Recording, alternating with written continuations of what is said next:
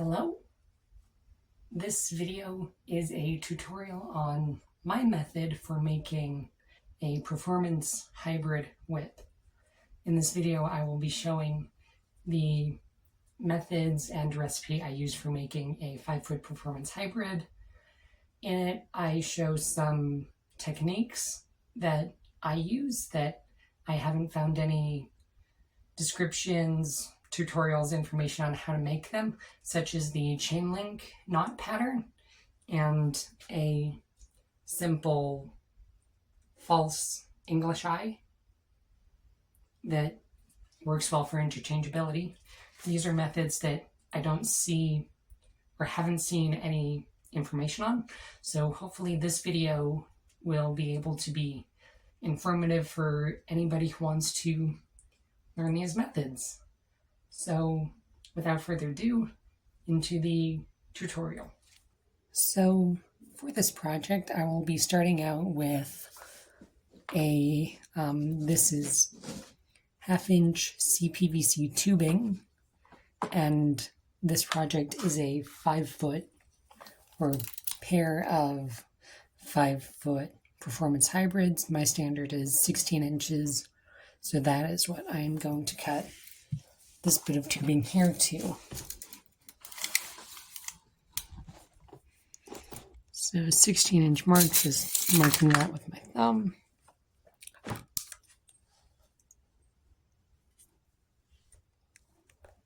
Quick line with Sharpie, and then fun stuff.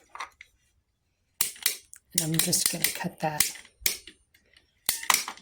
right there.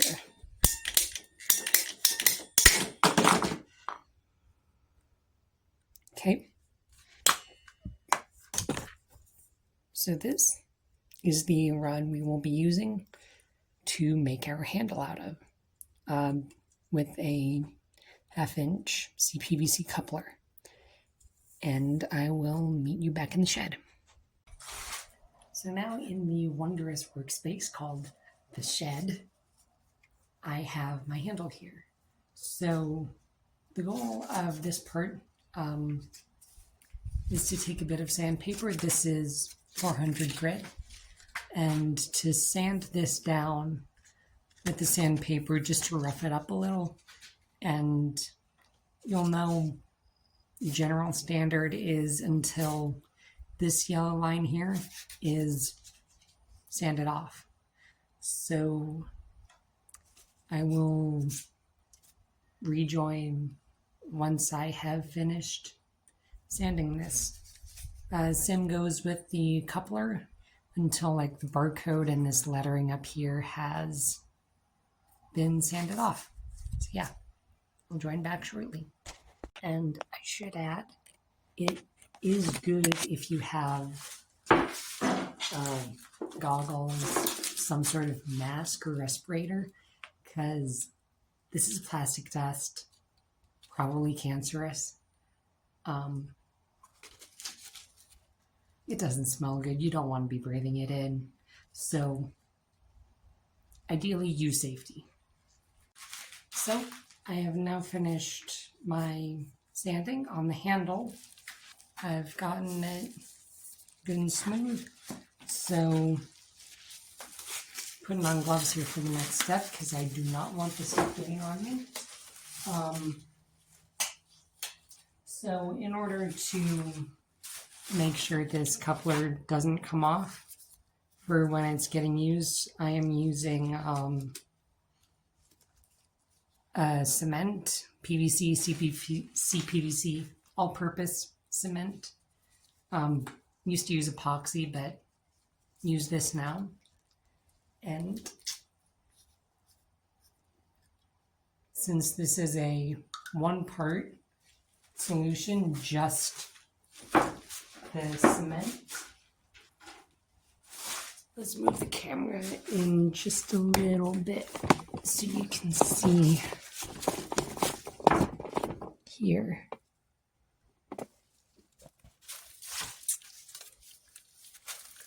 So drill will come in later. I'm just going to take the cement here quick swipe around. That should be enough. Then placing the coupler on there, giving it a twist. I generally do back and forth a few times to try to spread it around on the inside there.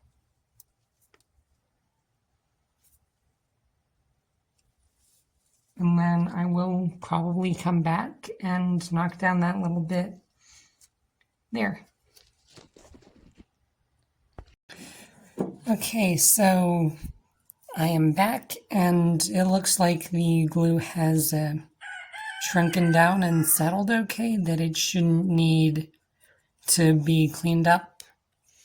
So next step is going to be the drilling. So I've got,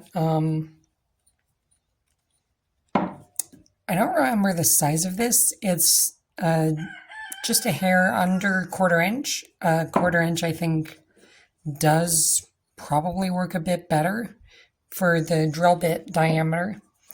But what I'm going to do is come in at roughly a 45-degree angle and just slowly drill out this first hole.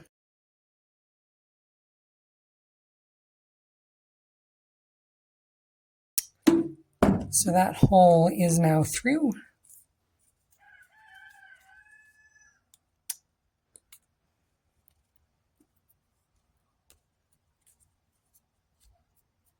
Probably going to take a razor blade or something just to clean that up a little bit, take those burrs away. So now that's one hole. And I think the standard is generally only one hole, but I like to do 2 holes. So 180 degrees away, going in at a roughly 45-degree angle.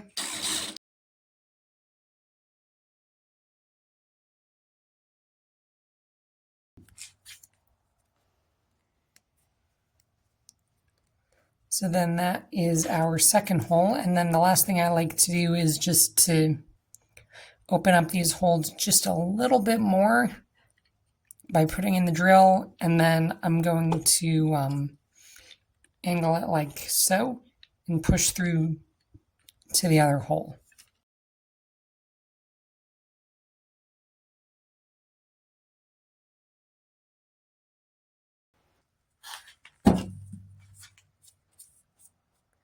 And then just deburring a little bit. Yep.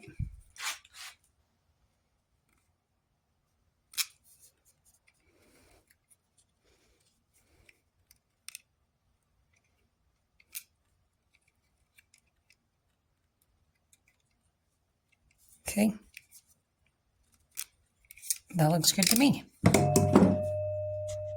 So for making the handle, you could probably just leave it here, but I am going to be spray painting this for my client. So the pair you're going to see me working on later is already painted.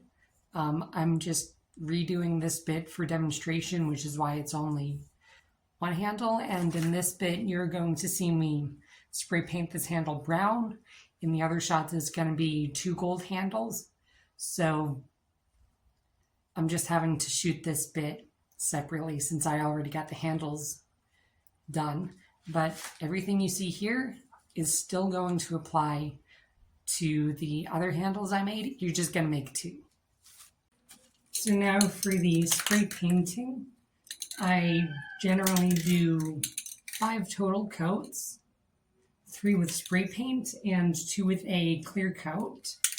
For this one, I am using brown.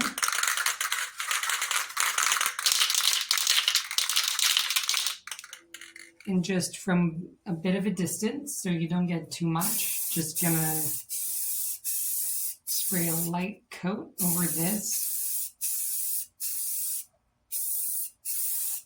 It's looking pretty good.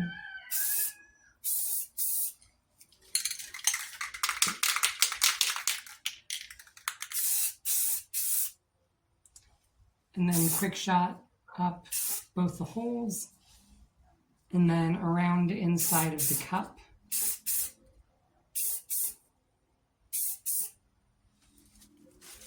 So now I'm just going to let this sit to dry for around about an hour, and it's the same process for the other 4 coats. Just 2 more paint and 2 more clear coat.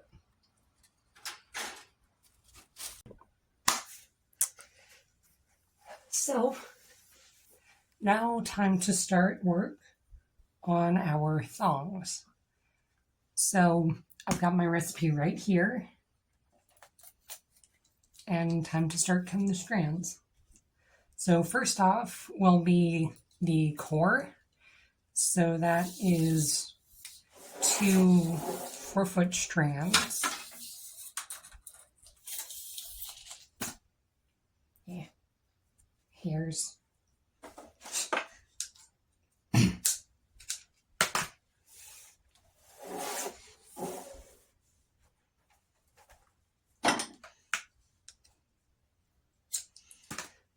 and then I'm going to remove the guts from both of these.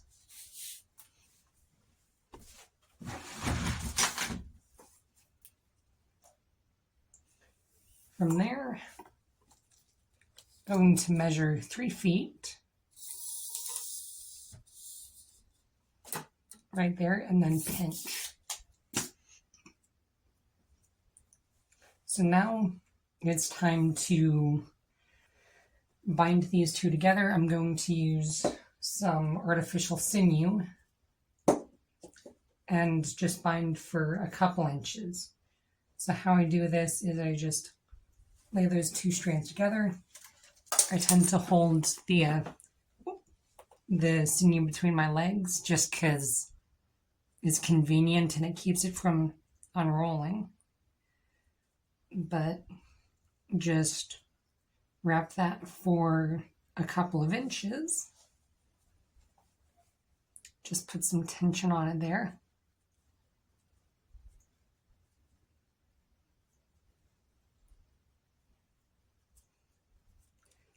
And just wrap these 2 strands together.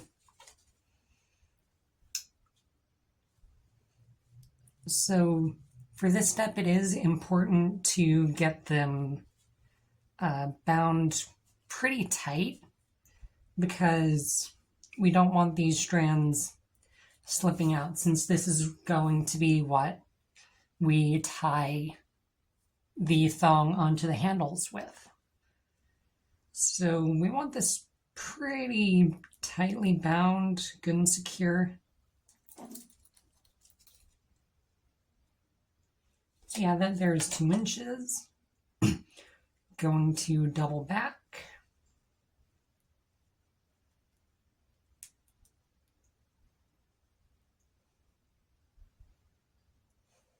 Make sure I get that pretty clean.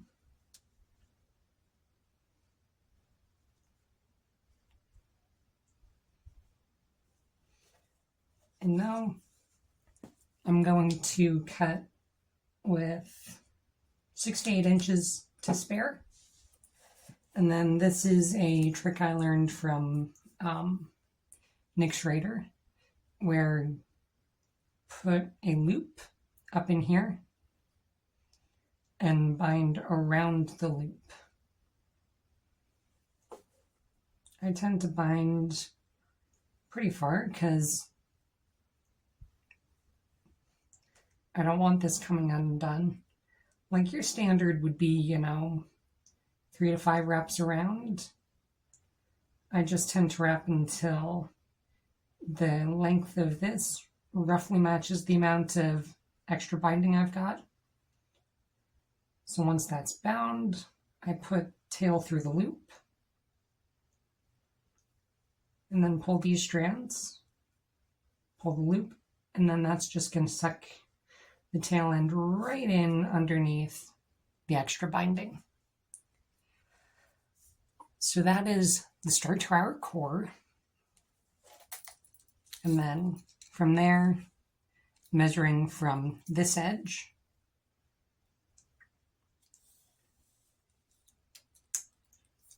going to cut this at 5 inches and then 8 inches, which is right there.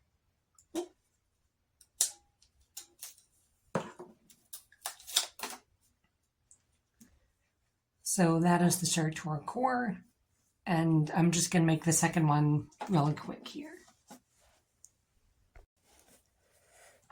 So I got my the core in the vise here, and these are the tail strands. I've just put it in the corner and left a little eye. This is where we're going to be lacing our strands through in order to make the belly. So my lengths are 4 foot, 6 foot, and 2 10s. 4,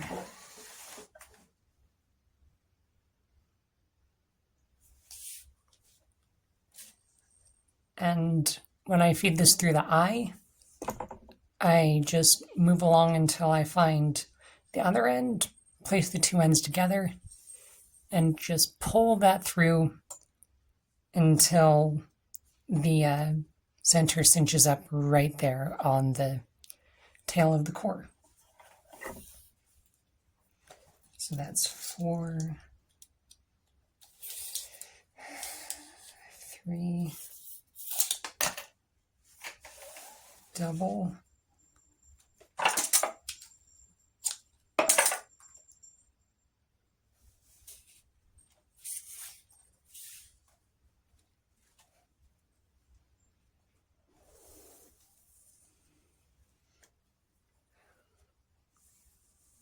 so 2 on this side, and then I'm going to be putting the other 2, the 2 10s on this left tail.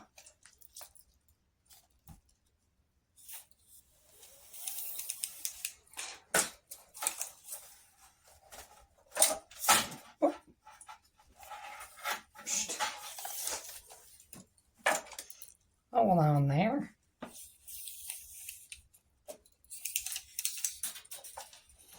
So there's 5. Just pull out a little excess. 10. And then a second one of these.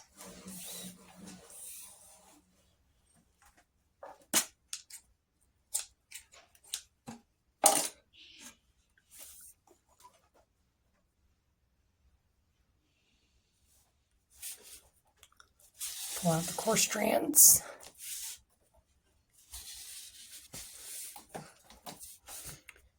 Just work them out, inch them out.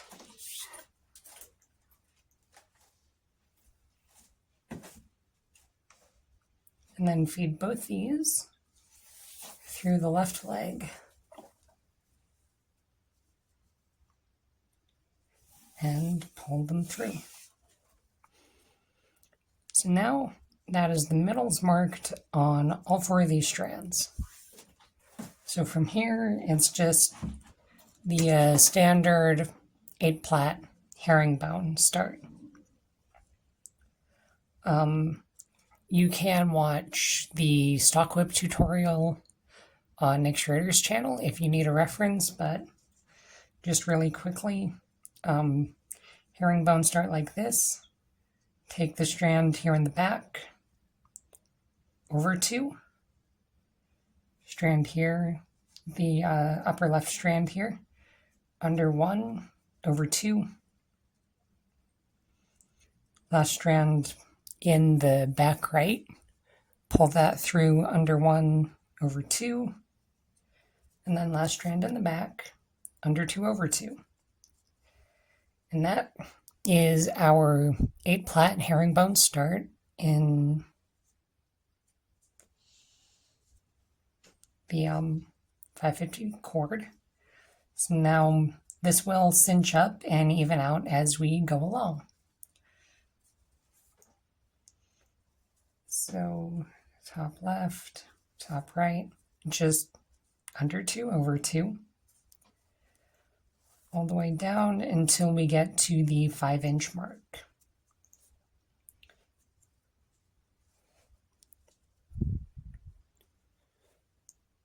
So yeah, that does, just zooming in there a little.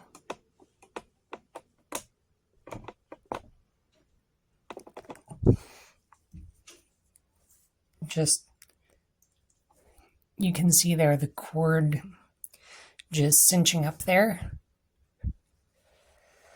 So what really helps is the pull tight, plait loose method to get a good even.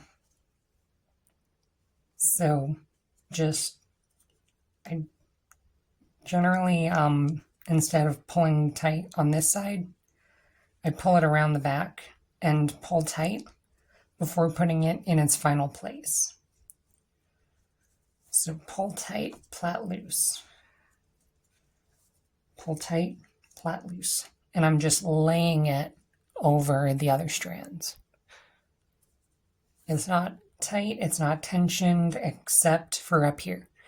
So by pulling, it tensions these up pretty evenly and leaves this loose so it can be worked more easily. Just pulling tight, plaiting loose. And once I get a couple inches, I tend to take the legs out and just clamp here, because it does help me get more even, straighter lines. So just working your way on down, pull tight, plait loose, under 2/2.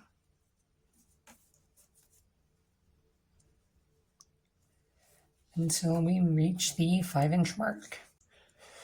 So here we are, right about at 5 inches. Here's the 5-inch drop right there. So now here's where my methods differ just a little bit from other whip makers. So with others, they tend to do an out the back drop, which is taking the last strand, setting it aside, and just continuing on plaiting like that's not there. I personally don't use that method. I always do a to the core drop because it allows me to move my belly out a little bit further. So dropping the shortest strand, that's going to be this one here. So that is now in place at the 5-inch mark to be dropped. So pull one strand underneath it there and just pulling it to the core. And I'm going to keep on plaiting.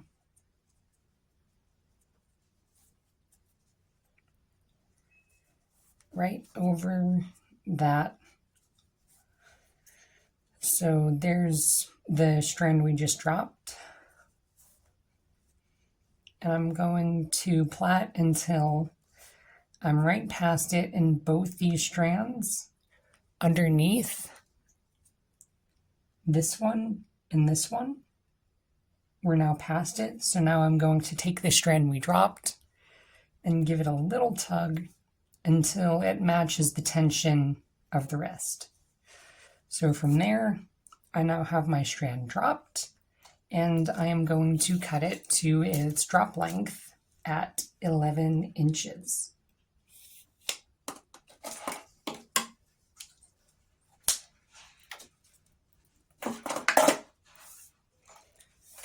So with that, it is basically the same process on the on most of the other drops. I will show you a little bit of a different method that I use for dropping 6 plait. And I will show you that here in a moment.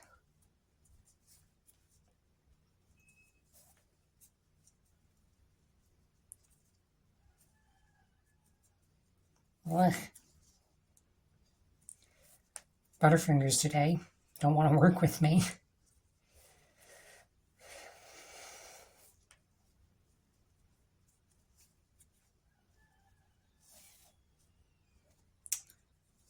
another thing, these strands don't have to be exactly dropped.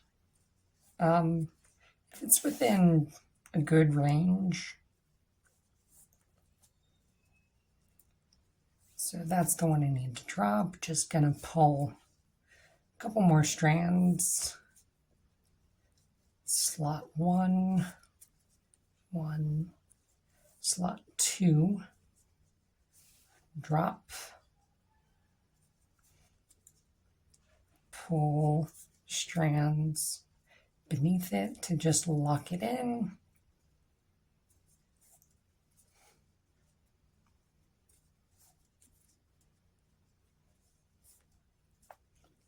Got 2 locked in underneath, just gonna pull that in snug. Then cut to 14. It's off camera there, but cutting at 14 inches right down here.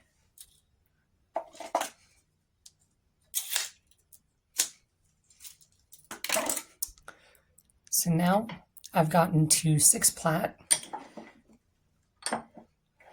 and I'm just going to go a little bit further so I have a little more room to work with.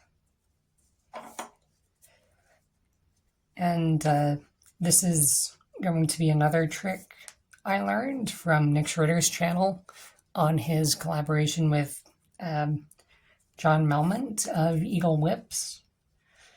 So now that I've got a little bit extra 6 plat, I'm just going to lock it in so that it doesn't go anywhere for a moment. And then this was the top side I was working with.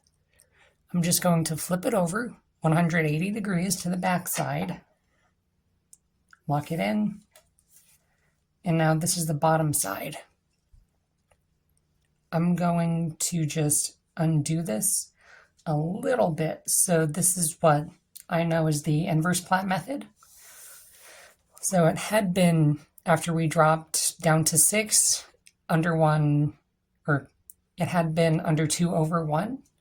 Now it's under 1 over 2, and this will allow us to get a clean drop without any double strand overlaps. So just continuing on here in under 1 over 2 until we get to the 11 inches right there.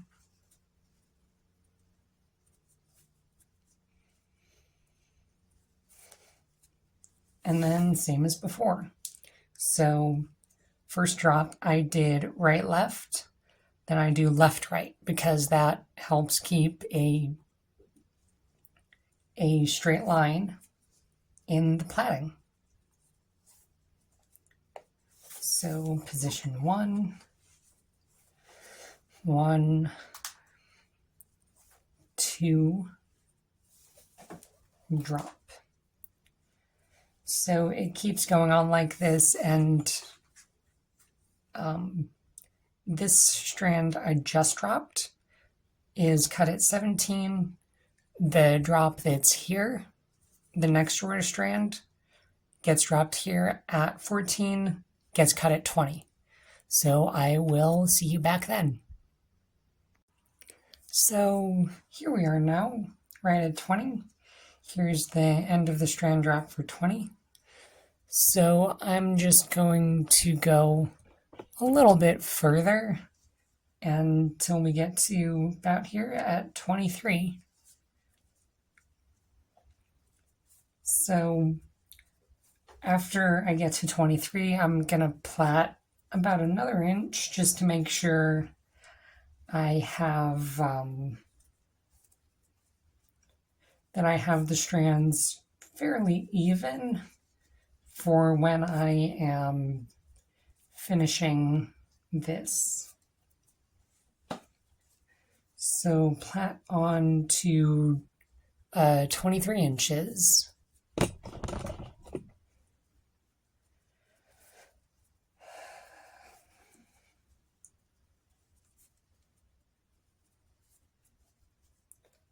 In under 1 over 1, pull tight, plait loose, try to get pretty even tension.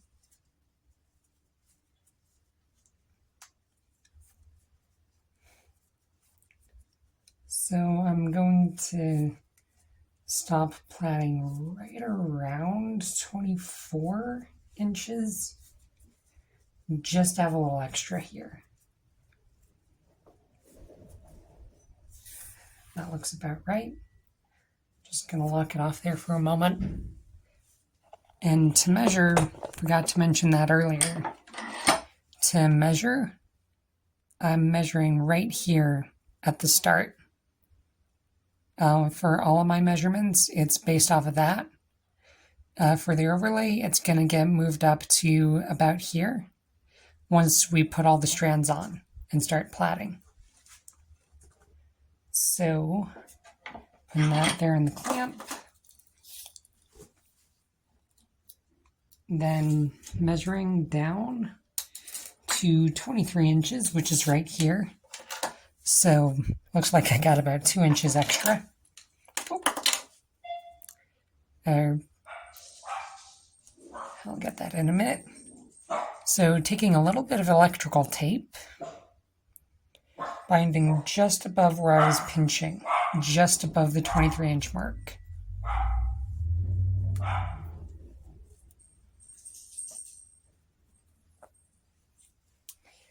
And breaking that off. So, I do know that there are a lot of purists that, no e-tape in whips, it's not good. And admittedly, I am one of those people where I never have e-tape in my whips because it's funky, it makes lumps, it makes lumps, makes a mess, makes a gooey mess. So it's only temporary there. So from here, it's now time to stagger these strands, the tails we were just plaiting. So they get dropped at 23, right where we cut that, and then staggering every 3 inches. Sorry for that interruption there. So from here, snipping every 3 inches at 23.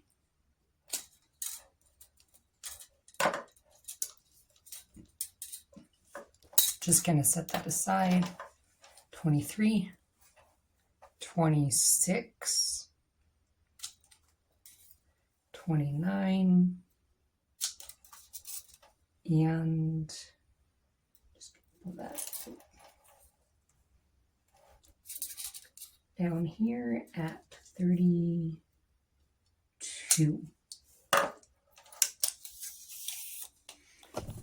So I'm going to do the same to my other thong here. And once I am done with that, I'll get back to recording. So real quick, just before I do the overlay, I'm going to take a minute to roll out my whips. So what this is it just helps to even out the tension between the strands and makes a nice, smooth, even surface to plait the next layer on. It doesn't need to be done heavily or anything, just enough to make it nice and smooth and even. So what I've got here is just a sheet of leather I've had laying around and a 2x6. And I'm not going to put a whole bunch of weight on this.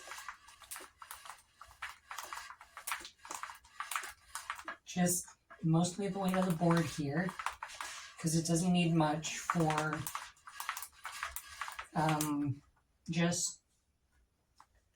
it's just a layer of paracord. Over more cord, there's nothing really solid or rigid. And it's pretty thin, so it doesn't need, or it doesn't need that much pressure on it in order to roll it out. So helps get it a bit more even, helps flatten the cords a bit. So you can see a bit, I think, where this has more texture than this. This is smoother now. And a bit straighter, a bit more even. So rolling the whips does help, and it's just a nice step to do after each belly. And we'll do this again after the overlay. Okay, so I now have both my thongs ended and tail staggered. So now I'm going to take this back in the vise, clamp it up here again. So in my whips, I try my best to eliminate any sort of directionality on the way it wants to curl. So to do that, I'll be starting on the opposite side. So if we look here, this is where it was 7 plat. You can see it's under 1 there, over 2 there, under 1, over 2, and then under 2 on the back side. So this was when we were starting the original back side. And I'll be putting that facing up, since when we're plaiting, the top side is usually pulled tighter, and I want to try to have them going opposite ways. So if this wants to curl this way towards the top side, I'm going to be doing the other side so it tries to curl that way and evens out and makes it more straight. I hope that made sense. So now time to cut the overlay strands. The lengths will be 5 foot, 8 foot, 12 foot, 13 foot, and 2/19.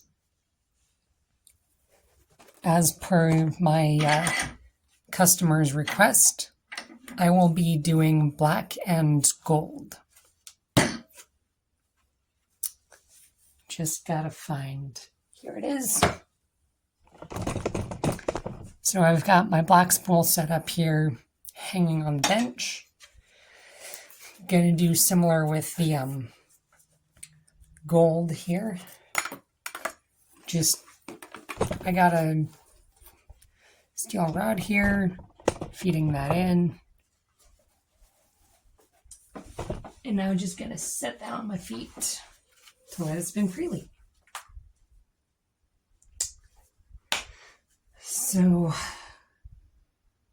let's see, which one do I cut first? So I'll be starting with gold, and then I'm going to be alternating between these two. So first off is gold at 5 feet. Just gonna pick that up real quick. So the customer ordered a chevron pattern.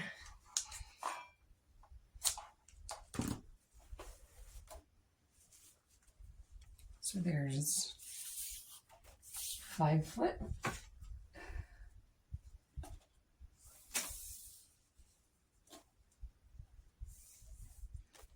Set this one aside. Next, I'll be cutting the 12 foot.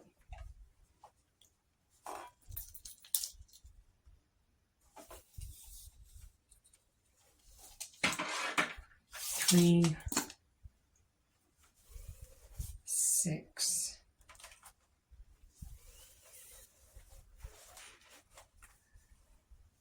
12.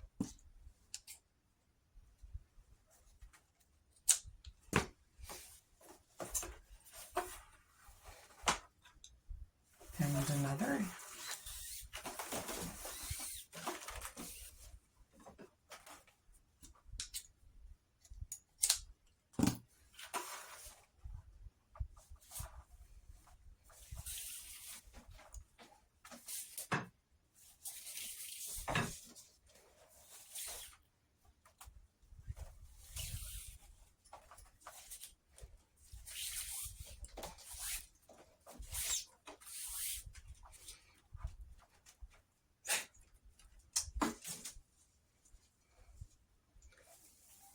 So I'm probably just going to cut here since you've already seen the process of how to cut and gut strands. So I'm going to cut here and be back when I'm done cutting my strands. Alrighty, so I now have all of my strands cut here, and it is time to start with our 12 plait overlay. So I've got all the gold strands on this side, all the black ones here, because I'm going to be doing a chevron pattern. So the overlay starts basically the same as the belly did, just a little larger.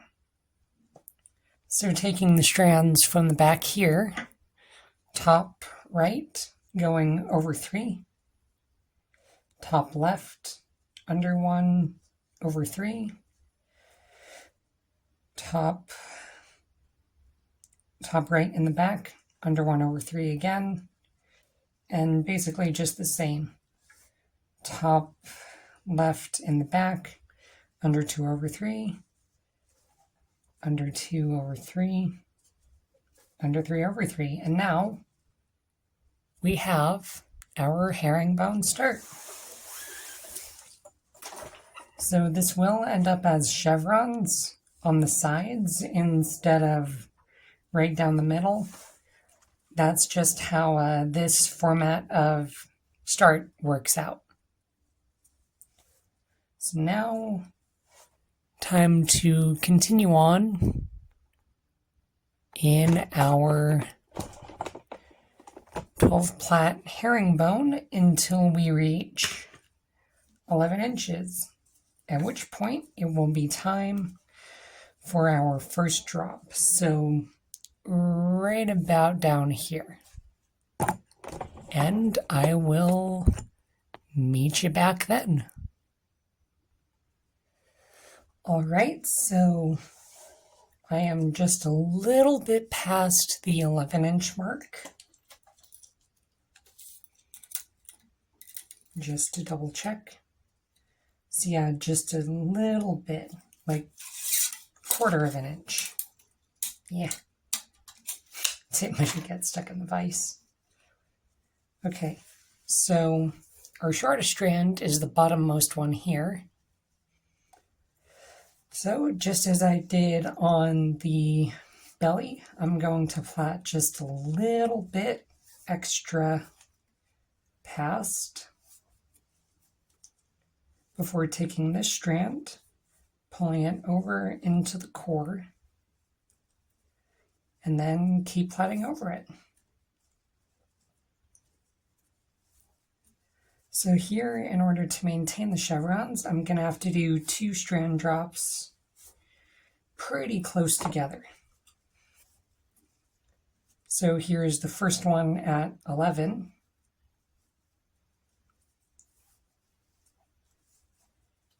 Then I'm going to do next one at 12. So this here is the shortest off the left side. Just going to pull this to bring it a bit more central.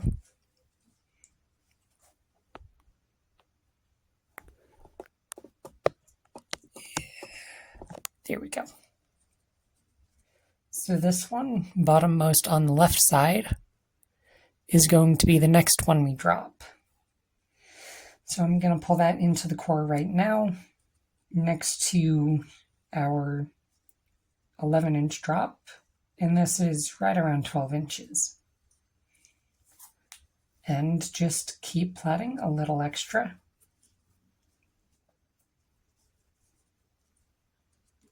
Now with those 2 strands in the core. So now that I have those 2 up here, cinching down the 11-inch, I'm going to give that a little tug. And now that's just about seamless.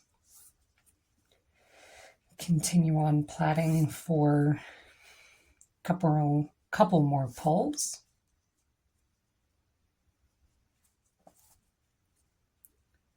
Now that's 2 strands underneath the 12. Give that a little tug, and now that matches up. So now cut the right hand to 15, left hand to 18. There's 15. Oh.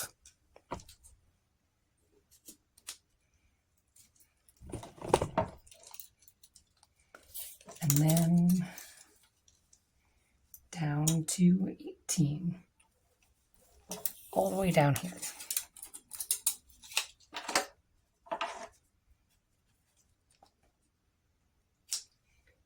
So our next strand drop will be with the shortest black strand at 18. So I'm going to continue this on until I get to 18, at which point I'm going to flip it over and do inverse plait for the drop. And I'll meet you back then. So I am now around about an inch away from my 18-inch drop. I am going to readjust this and flip it over.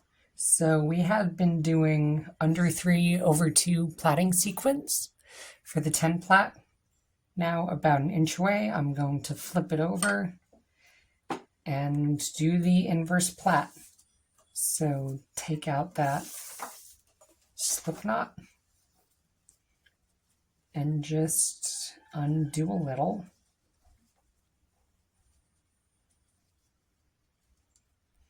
So now we are going under 2/3 in this plaiting sequence.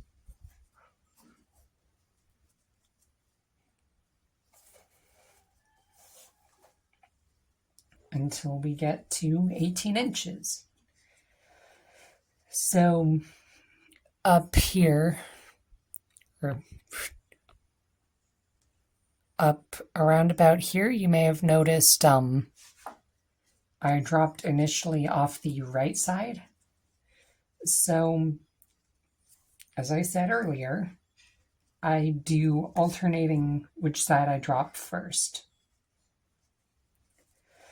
So that first was I drop right first, then left. On this one, I'm going to drop from the left first.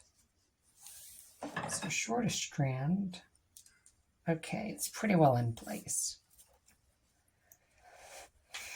So shortest strand is topmost black one. Let that fall into the core.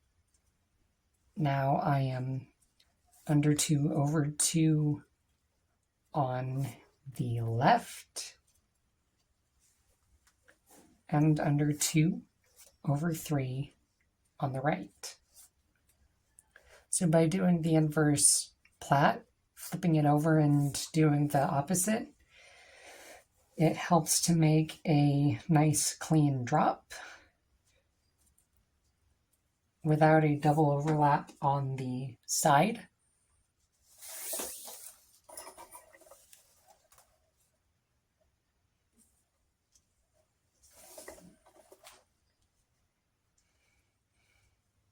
And by alternating which side I drop, it also makes it a nice, straight, clean plait. I should have got to back up a little. Okay, so shortest is this one. So 18, roughly 19. Pulling that to the core.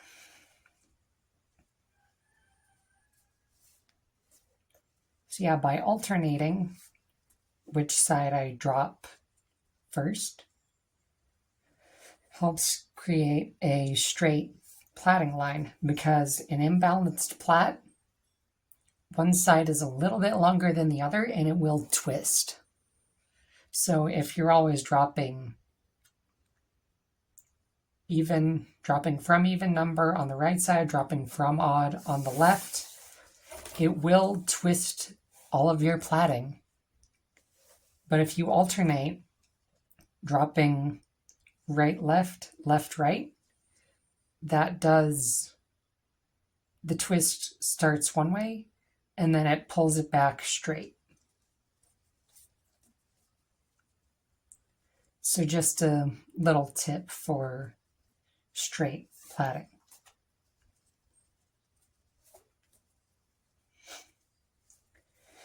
So now next drop is 21, right about there, and 24, or other way around. So the left strand cut at 21, right here.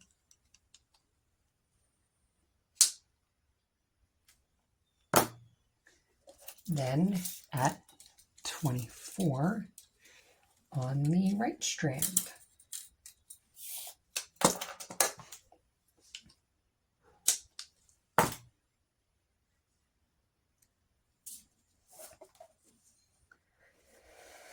So now I'm going to start making my way down in an even under 2/2 8 plat towards this bit of tape here.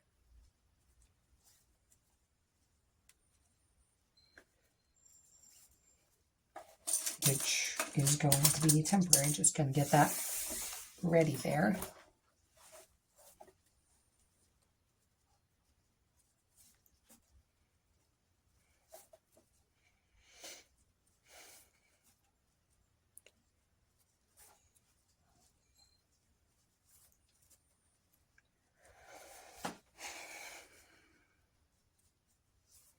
Kind of feel like I should be, talking more in this video, but not really sure what to say. If you have any ideas, suggestions, I would be interested to hear, just for something to talk about and fill time. So now down here, just above the tape, I'm going to take, this is just a little box cutter, and just cut a little slice into this E-tape we put earlier. About halfway down the tape. And then just pull it down just a little. And that keeps these tails cinched together for a little bit. And then keep on plaiting down to this point, which is our 26-inch drop.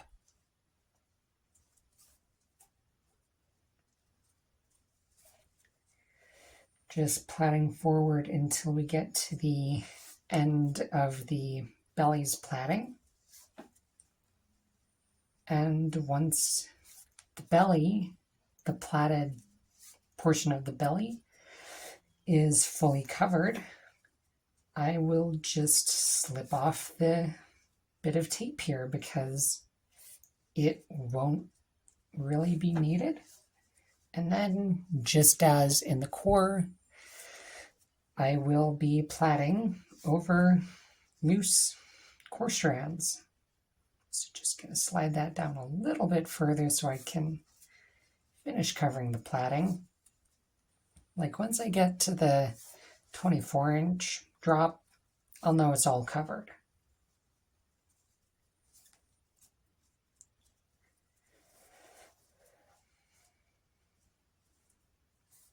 Okie dokie.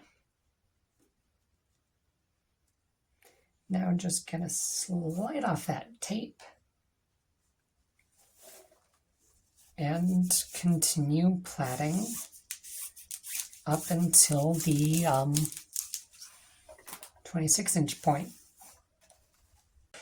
So I am now at the 26-inch mark here.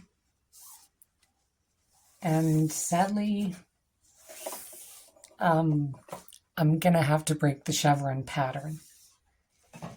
So it differs between whip makers on whether, putting priority on taper or pattern. For me, I prioritize taper at this point. So I'm going to take shortest strand off the right side, that one, perfect in place. So slot 1, slot 2, drop to the core, keep plaiting, under 2/1 on the right, under 2/2 on the left, until we're past that drop.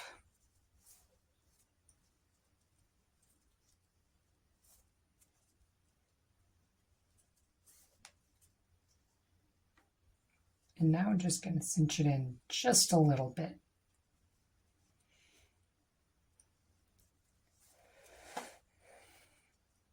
So this strand here is going to get cut at 36, 4 inches from the end of this tail, and the next one will be down at 40.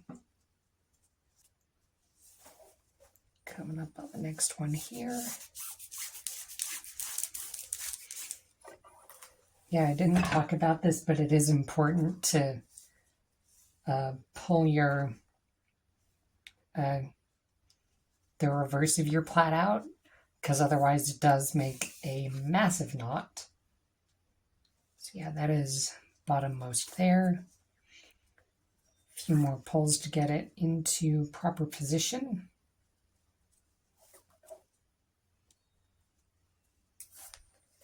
So 4,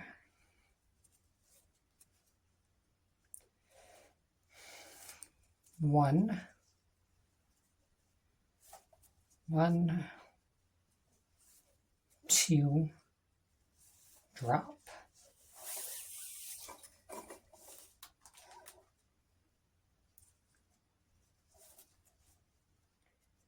And just plait a little bit over.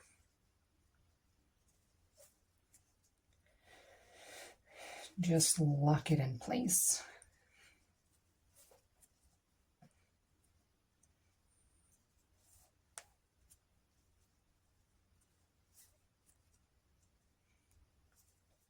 And now pause, and it's that one there. Just going to pull it just a little right into place. So now stagger these.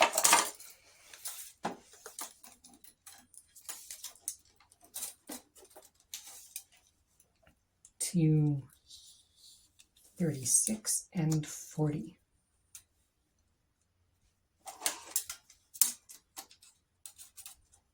Yeah. Come around. 36.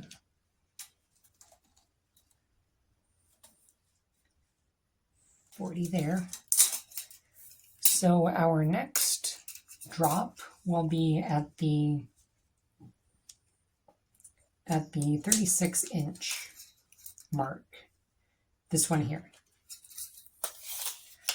So just going to keep on plaiting right past this one, and here, at which point we'll do the inverse plait again and drop to 4 plait, and I'll meet you there. Okay, so I've now gotten to the 36-inch mark, and I have done my invert. So just need to go a little further. 3, 1, 1, 2. Drop the black strand. This is going to get cut to 42 inches. Just a few pulls to lock it in place.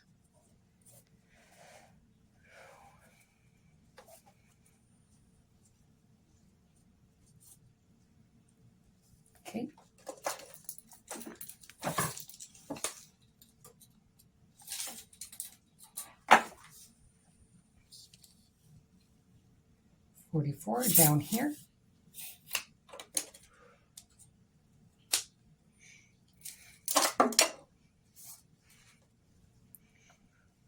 Then here at 40, I'm going to cut out the next black strand on this side, this one, the top one, and cut that at 48 inches. So just need to go a little bit further, and we can drop that. So it's in place. 1, 2, drop.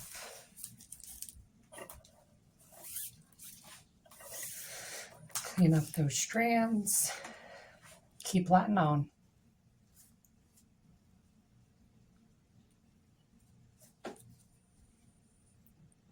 Because now we are back in a nice 4 plait.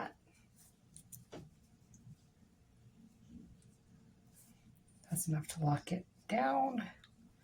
Pull that. Cut to 48.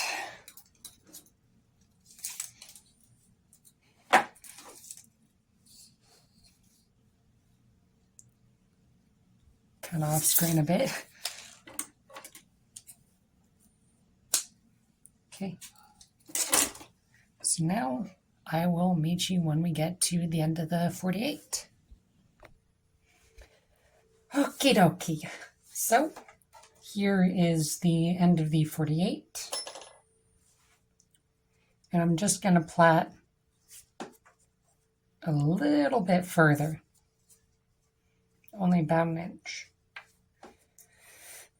So pulling tight as I drop off the end of the 48-inch drop.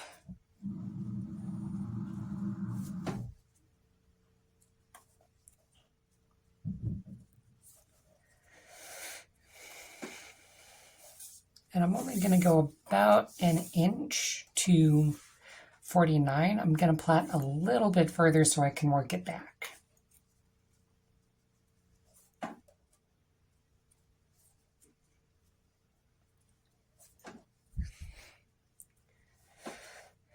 Okay, that should be enough. So from here, I am going to make a tapered twist. So I'm going to measure to 49 inches, which will be the start of the tapered twist. Right there. Come on. Going to undo this a little bit. That looks good. So now I've got these black crossing over gold in the front, gold crossing over black in the back. So that makes it even on both front and back. So now, here at 49, next drop is 52. So I'm going to take the black strand here in the back,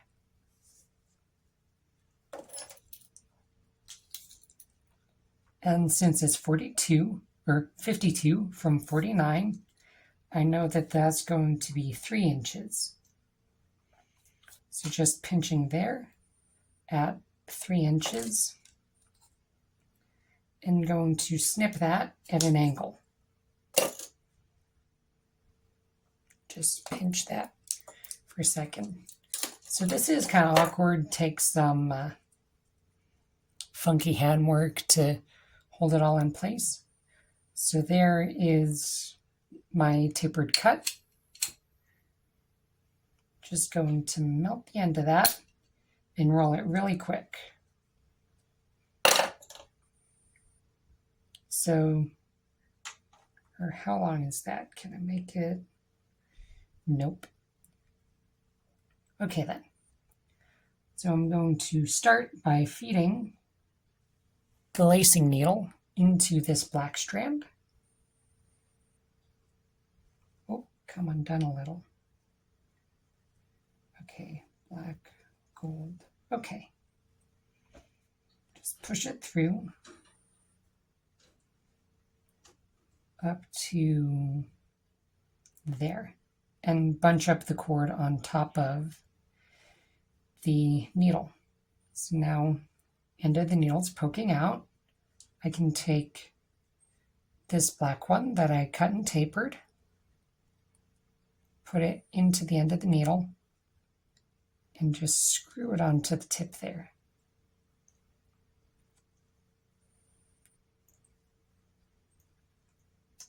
So yeah, that's biting, and now pulling the shorter of these two into the other.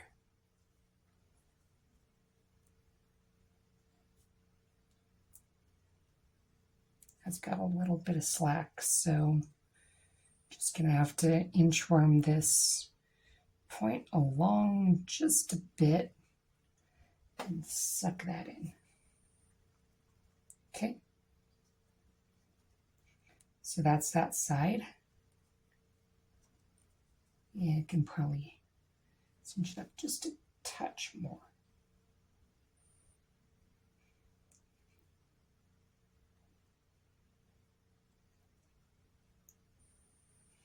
Okay. Pull these two tight. So now to match, I'm going to take the gold one in the front here.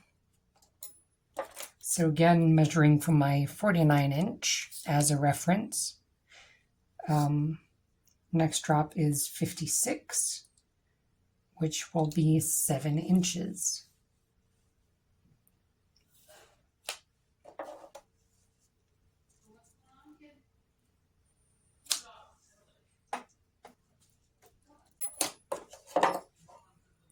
And I can let go of it here because I've already got the black strands holding it all in place. Just give that a quick melt, quick roll. And now since this is 7 inches, I can just go ahead and screw my needle onto that strand directly. Putting it right up as close as possible to the end of the braiding as I can, and just inching it in and feeding it in. And let the strand into the other. So that is my taper. Now it's the twist. So with this, it's going to be a nice clean drop, as opposed to other makers where I see like drop and melt. This hides the ends, so you don't need to melt them and have the melt show. So now I'm going to twist these both clockwise and put them over anti-clockwise. Clockwise, anti.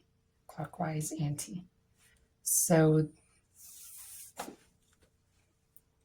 twist over, twist over.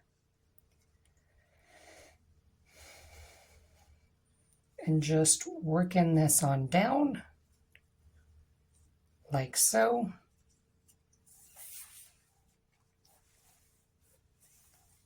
Until we get to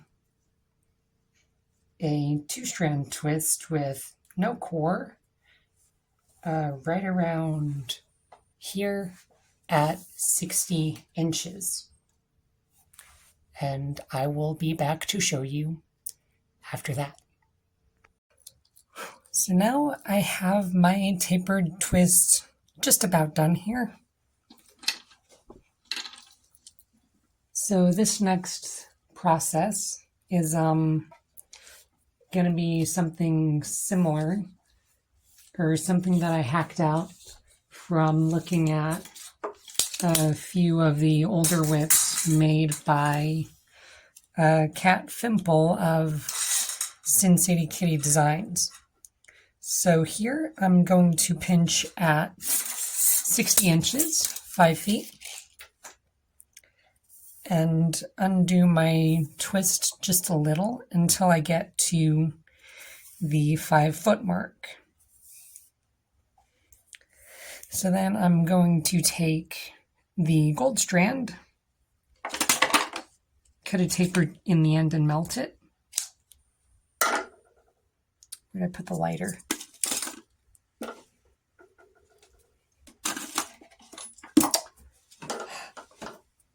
It's right there. And then just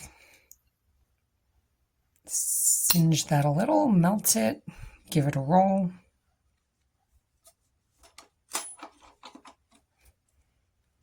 This bit's always kind of awkward trying to hold everything here. Just gonna screw that onto the end right there. Okay, so now that's on. Going to insert the gold strand right there at the 60-inch mark and lace that on through all the way.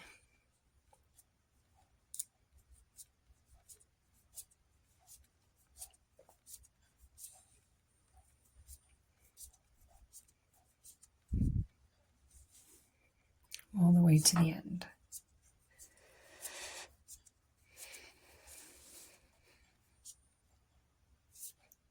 Just pull that out a bit further and work all that slack down until that loop right there at 60 closes up. Work all of that right back down. And I'm going to take off this needle. So that is how that ends. Not quite done with it. So just need to grab this here real quick. And now to make the fall. So it's going to be a 2-foot tapered fall. And for that, I'm going to cut this to 40 inches, where it's here.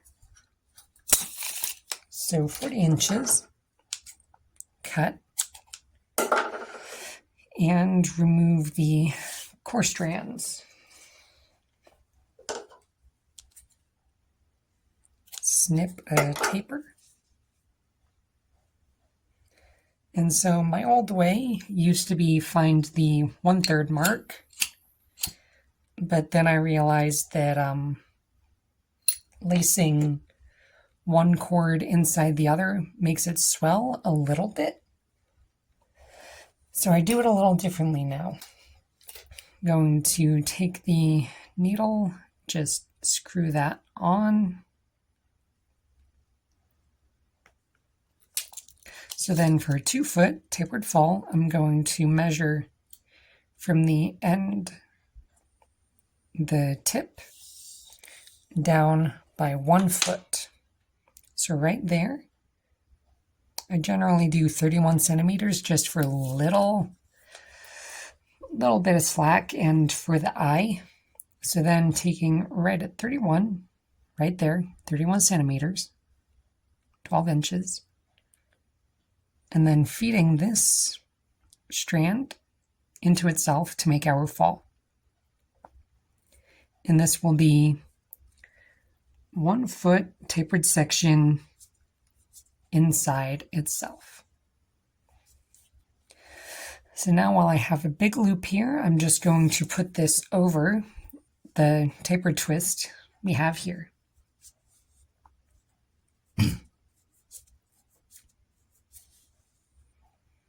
So in the end, it's going to be like a false English eye. So just slide that down a little bit, and I'm going to slide out the lacing needle because pretty well done with it. So now to make the actual hitch, it's pretty simple, and it does make it easy to change out falls too when they wear out. So I'm going to untwist this a little bit and open up an eye.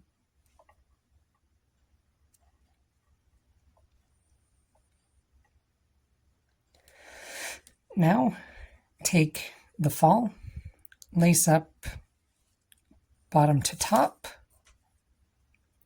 let one twist back in, reopen the eye, then top to bottom.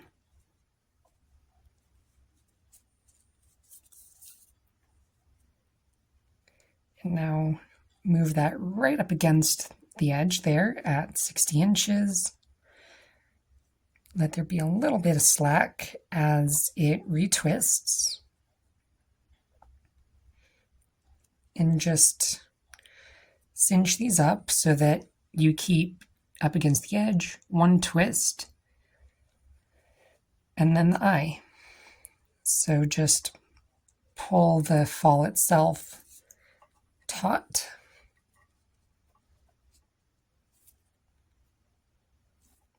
And that is our fall hitch. Nice, clean, and small.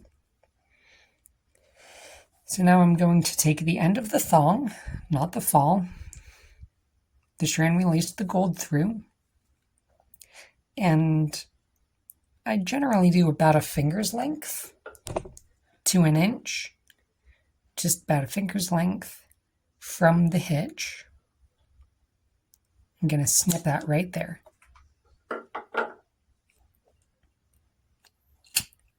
Then singe, press that. Now that we've gotten all that done, measuring from the 60-inch mark by 2 feet, and right there is our 2-foot mark. Snip.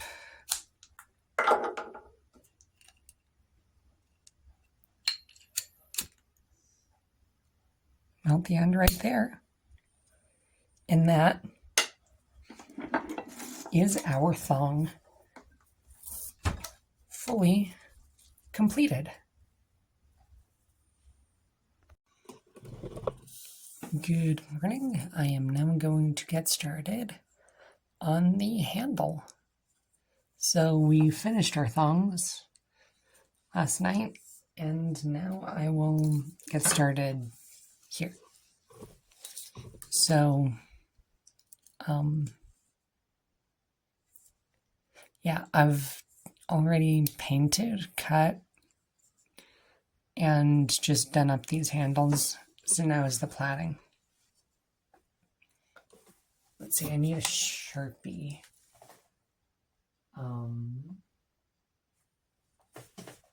Where you at?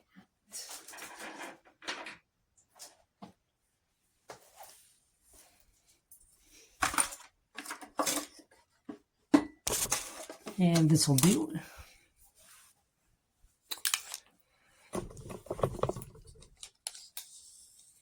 So I plait my handles to 7 inches usually. Just gonna mark that right there.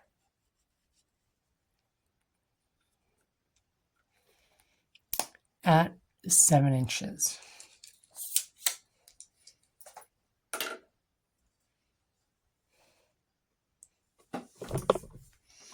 So I don't have a defined strand length for this part. Probably around about 40 inches. So my general metric is from 7 inches plus a few extra inches. And then times 4. So just folding that in half and doubling. So then there's our roughly 40-inch strand. Snip.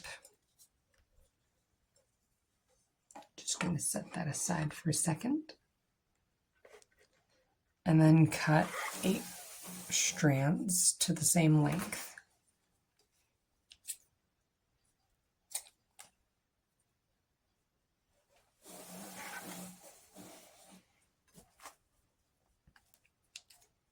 Here's 3.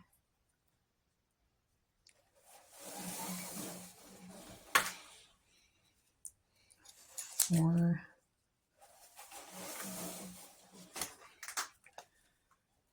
5.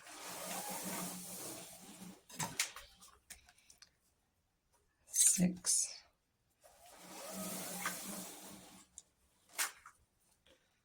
Okay. Yeah, 7. Last one.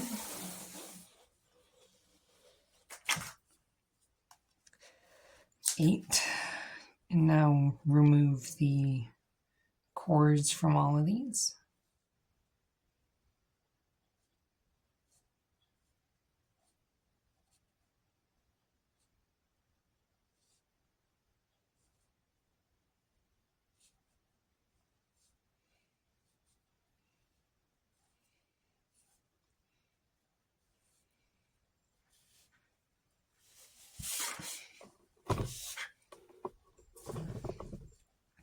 So here we have our strands, and I'm just finding the rough halfway point here and pinching them. So now here's a quick little trick I learned from Chris Wright of X1 Whips, is to take a little hairband. I use the medium one out of these for my whips. And I'm just going to put that right there at the halfway and feed all of the strands through the band.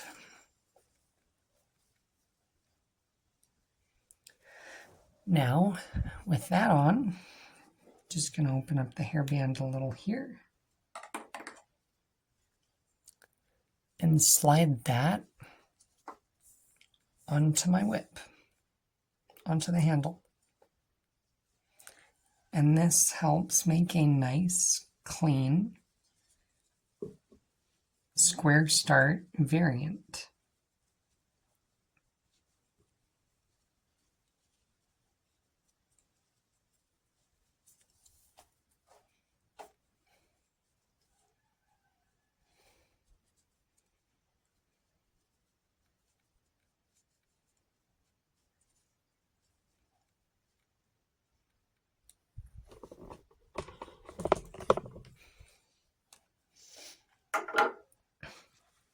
So from here, I'm going to start folding these top strands over until I get a herringbone start. I'm just gonna come around with the camera so it's a bit clearer. So I've gotten a little repositioning done, and this should be a little easier to see now. So I've put all my strands on the handle here, and I'm going to slide them up eventually once we get the pattern good and started. Then we can secure it. But for now, I'm just going to start by adjusting my strands, getting them all laid out flat. And there's going to be a gap, but that will seal up in time as we work this.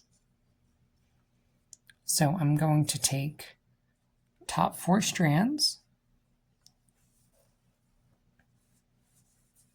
and fold them one at a time. First down here, 6th strand from the left, so 1, 2, 3, 4, 5, 6, gonna lift that up, and then fold 1, 2, 3, 4. And those all go underneath that 6th bottom strand.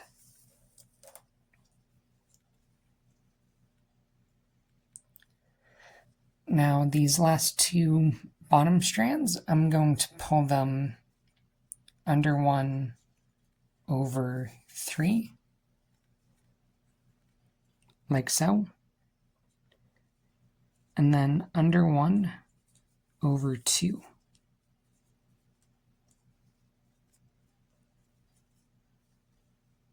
So that is the start of our side.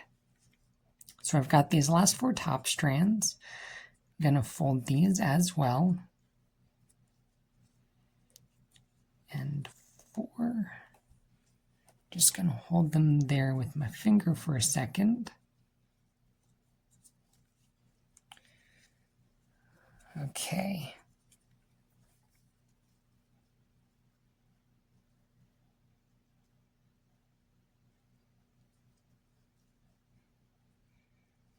So from here, I need to start pulling strands. I need to pull 1 more down here.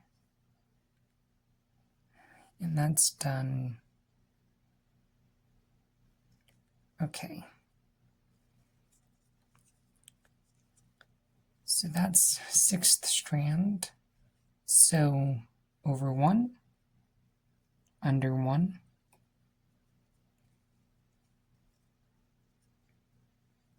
over 4, under 2, then taking this strand from the top right and pulling it through the left. And now we're going to start pulling these top strands through the left here to fill in this side. So that's now under 3. Next one from the top right, going to go over 1, under 2,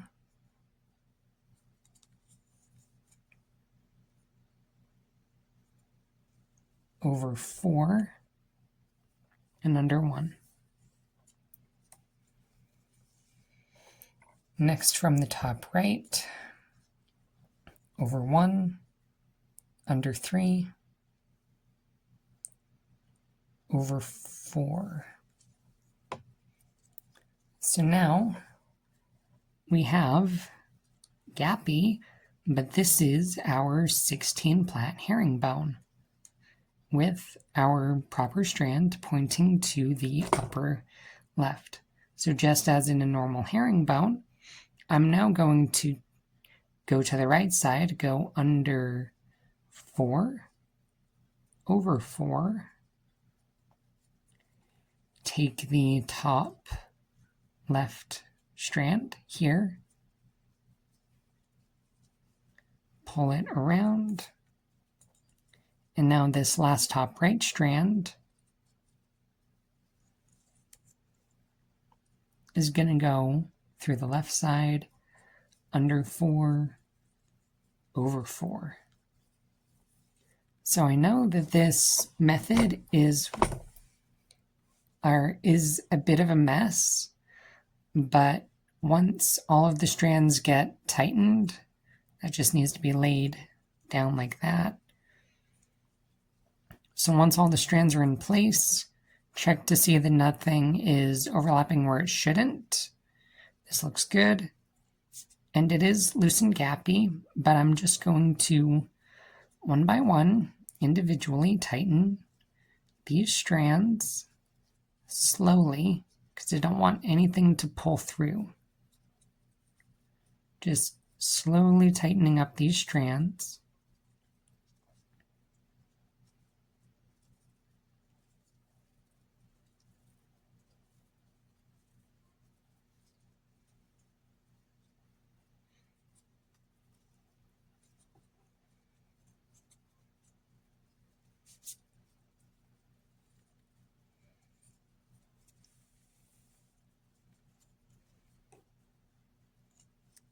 And I'm just going to do a couple more pulls just to give me a bit more room to tighten up and make it look nice and clean. So after you do get a little bit of a ways, I do put it in the vise. I just leave it out of the vise because it lets me work a bit more easily on all the sides.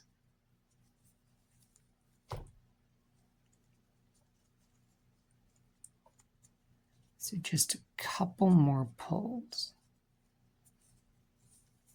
And now tighten it up again. Just slowly, gently pulling each strand until they all just snug into place.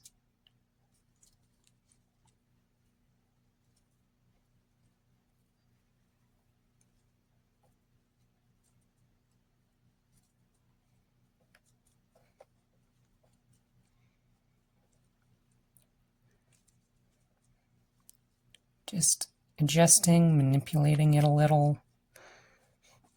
And the big goal is just trying to get it even. Not bunched up too much. Just gently pull it even.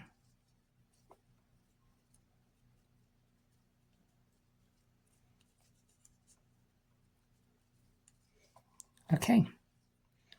So I will continue to tighten this up and work on it.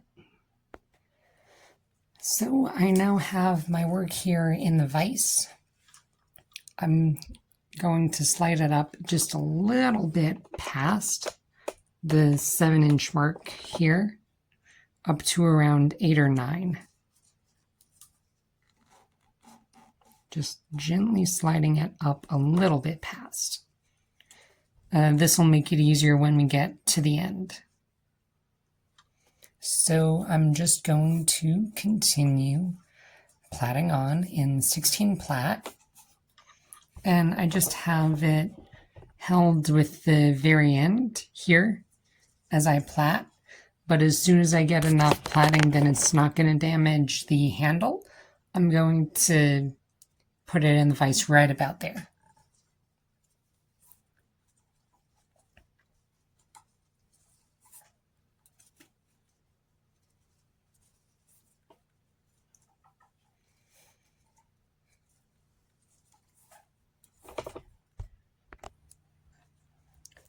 Okay, so I am now here almost at the end.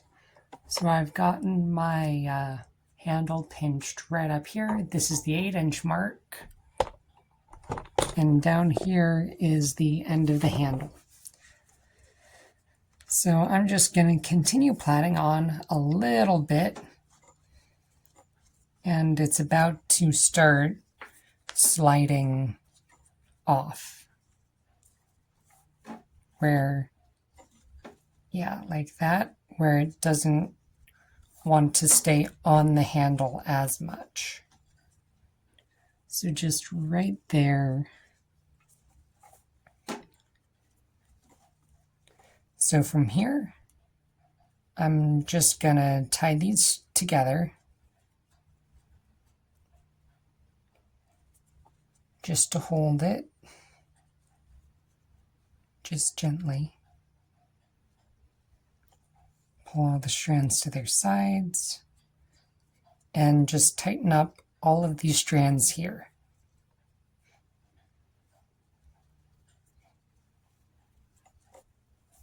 So this trick that I'm going to show you really only works on performance hybrid or stock whip handles, since they're a bit more slick and I didn't put any sort of tape or anything to grip here. So now we have the plaiting for our handle done. Just going to move this around to the side. And now I'm going to take this and slide it down. So right there is our 7-inch mark. Just going to make sure it's above there. And now moving all the slack down, making it nice and tight. And now our handle is completely covered. Gonna take my E-tape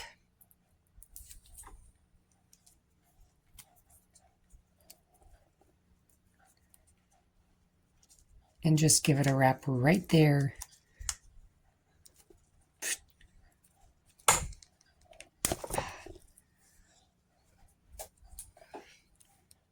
Right around at the end of the handle, just to lock it in place.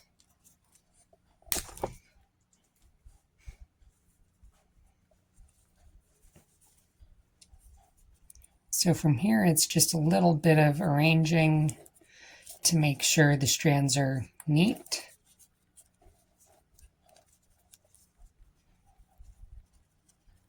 A bit more orderly.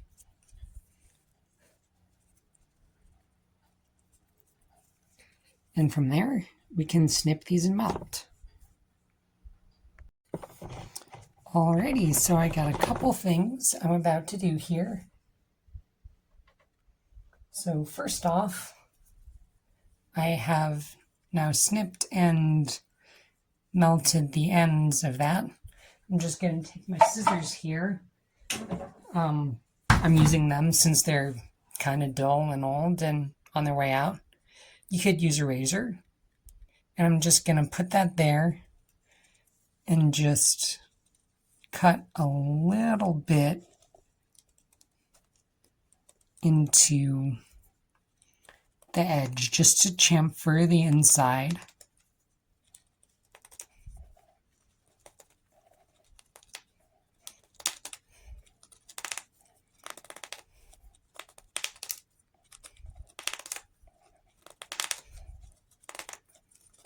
Make it just a touch wider.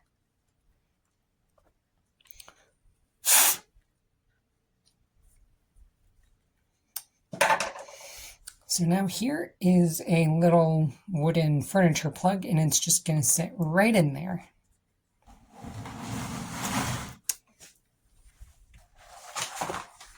And to help it along, I've got standard helper, a hammer. Just going to set it on this little bit of leather here so it doesn't get damaged.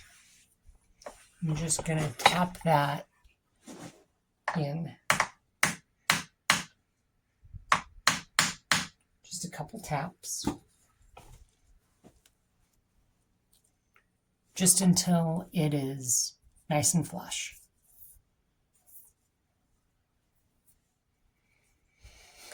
So now from here, it is time to do the knot foundations. So now I have neoprene. I don't remember the thickness of it right off. It is 3 inches wide, and I will be cutting a 1-inch strip off of this, or 2, because I'm doing 2 handles here.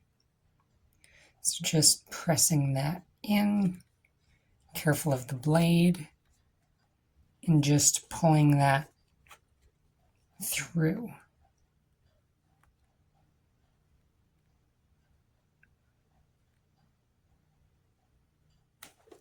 So there's 1 1-inch.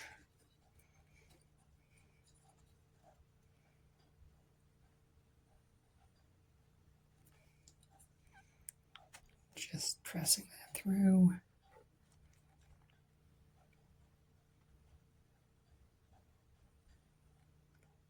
And 2.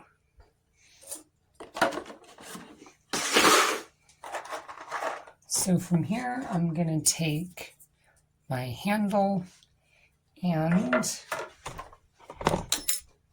spool of artificial sinew. I'm going to take this, wrap to do a distance check. And I'm just going to snip off a little sliver.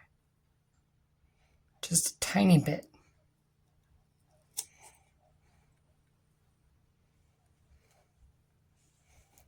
square that edge up.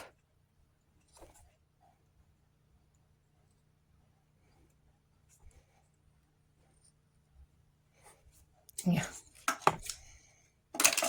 Okay. Wrapping that around. And now binding with the artificial sinew.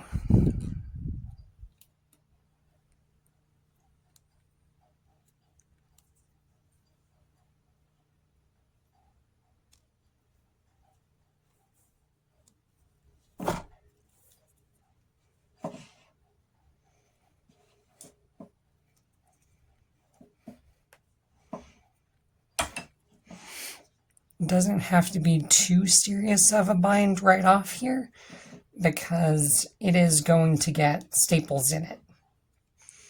So I use a pneumatic stapler because my normal staple gun doesn't have enough power to get through the CPVC. I do plan to switch to some sort of brad or short nail though, just so that I don't have to use a pneumatic staple gun. So now that I've gotten a fair few wraps, I'm just going to do 2 half hitches, snip, and melt that final. Come on.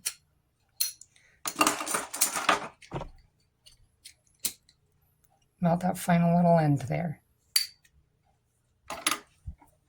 And I will see you in the shed. Okay, now here in the shed, I've already got the compressor pumped up, and now connecting this.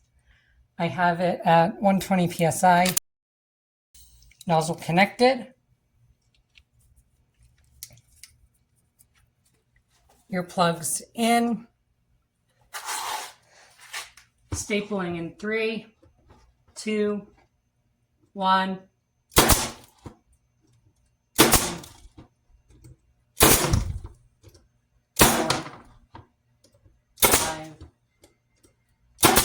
5, 6. Stapling done. Stapler disconnected. Power off.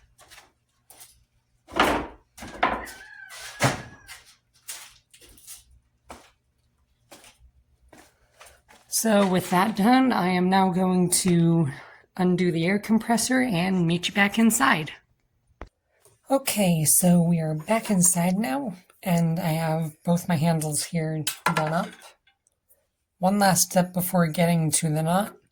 I am going to take some of this 1.5 inch nylon webbing, and I'm going to cut a couple squares out of this, and that will be what we put on the end of this.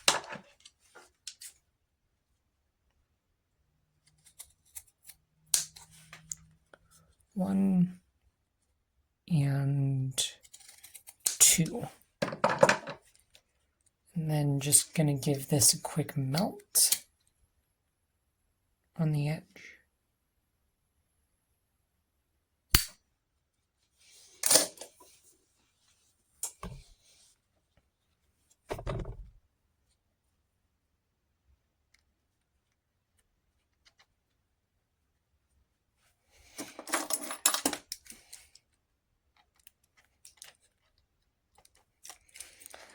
So now that we have our 2 bits of webbing, I'm going to take this. It's Fletch Tight Platinum from Boning. It's Fletch glue for archery, putting the vanes on arrows.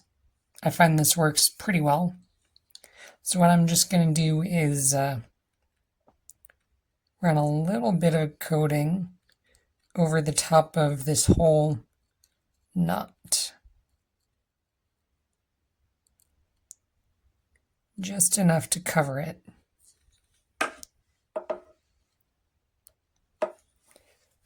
Then just slap that right on top and let it set.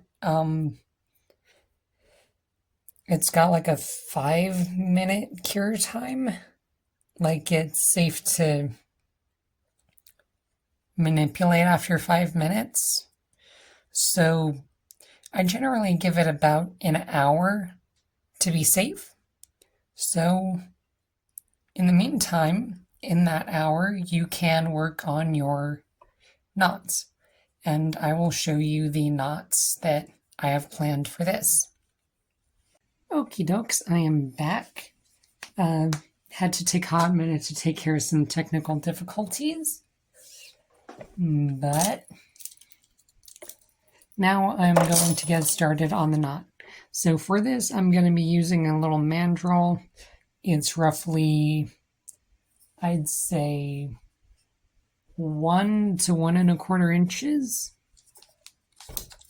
in diameter. Yeah, so about 1 1/4 inches in diameter.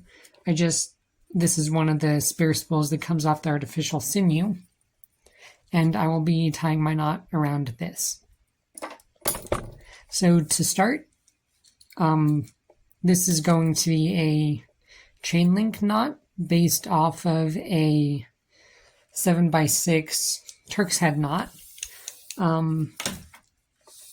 If you have any familiarity with herringbone knots, this is really similar to a herringbone knot, but just a little bit different. So here is 4 feet. Just snipping that there. Gonna tie a second for my other hand, or cut a second for my other handle. And set that one aside. So removing the guts. Hold the bin around real quick. Snip. And a quick little melt.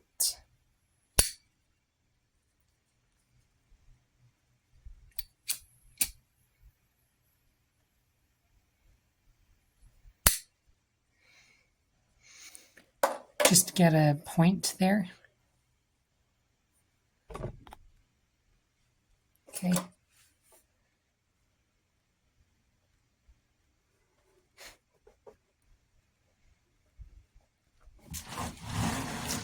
Okay. So from here, I'm going to tie a 6x7, 7x6 Turk's head knot. So just around the back like so, up and over, under one, over one, making sure that's nice and flat. Round to the front again, under, over,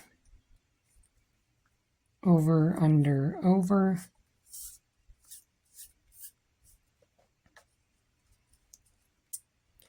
Slipping up right in there. Over, under, over. Under, over, going down. And under, over there. So that is now going up there. Our 5x4.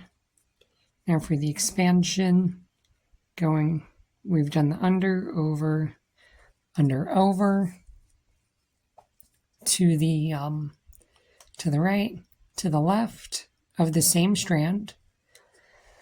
So going over that to go to the left side, under, over, then between, over, under, over, under, over, under, over, under there, over, under, over that, and back under, and I'm going to pull this all the way up through the underside of the knot to the top. So then when we're done tying, I'm going to take this off the mandrel and melt this to our foundation as an anchor. So that, just really quick, is our 6x7 Turk's head knot. So from here, I'm going to cut another 4-foot strand, this time in black. Probably could have pre-cut this, but just how the video rolls. 48. Snip.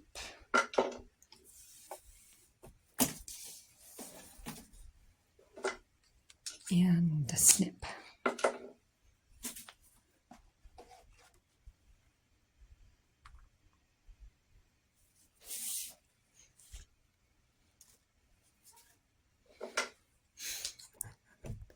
Snippity snips. And fire.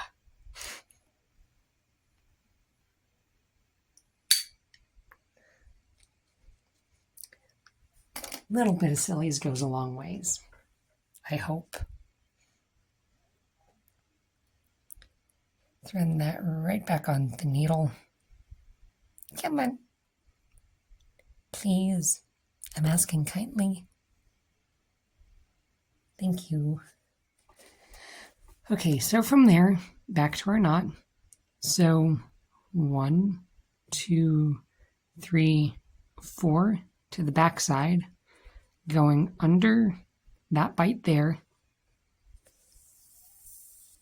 then pulling this up. So to tie chain link, as I said, it's pretty similar to a herringbone knot. So it's under this bite, over 2, under 1, over 2, and then going through this X right here. Just the same as a herringbone knot. And then following that 2-1 pattern. So over those 2, under 1, over these 2, and then just as in herringbone, under that leg of the black and the cross. Splitting this gold and this black. So now over 2, under 1, over 2, right into there,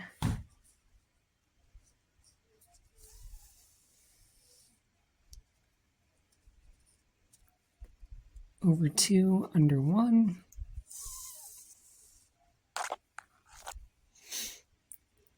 so over all 3 of these, the 2 golds and the black in the middle, going over all 3 of those, under this black leg, and under the X, pulling through.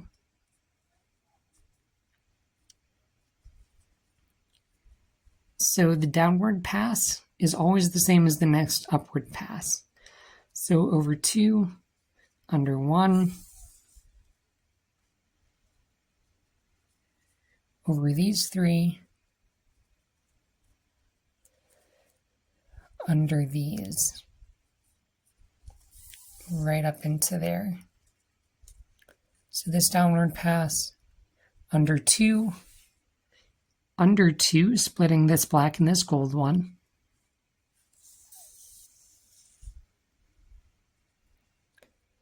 so then over these 3, the 2 black and the 2 gold and the black, right into there. So since this is our starting strand, just going to go underneath the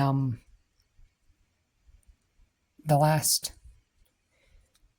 and the standing end. Just pull that right up in there.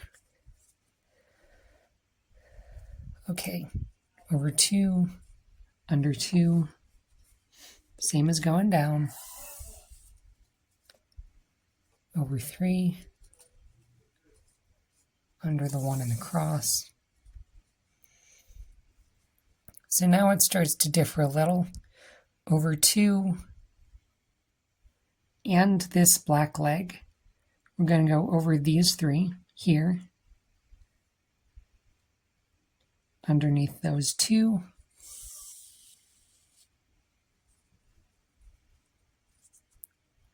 over these 3, and back there. Same going up, over 3, under 2, over 3, into the cross. So now, over this gold, under this black strand, over the black and the gold here, just slipping in right there. So over 2, under 2, over 3, into the leg and the cross. Same going up. So over 1, under 1, over 2, under 2, over 3, under 1, and the cross. Over 2, under 1, over 2, under 2,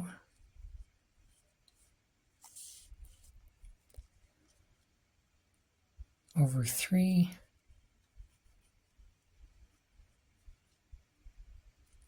and under the cross. And that puts us right back at the start.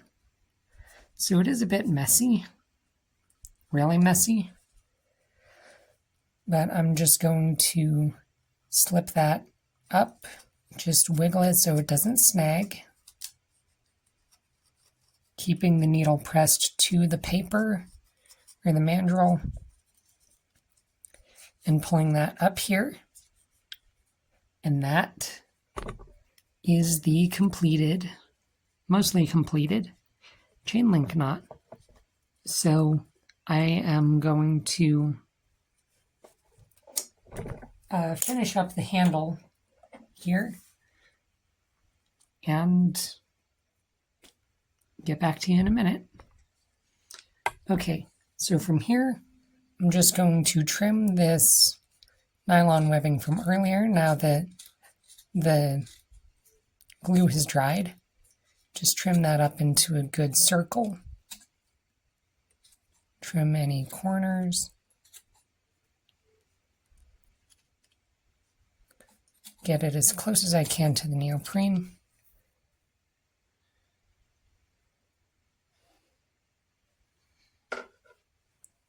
Just to try to make sure I get it as clean as I can. Sorry there. As clean as I can. I'm just gonna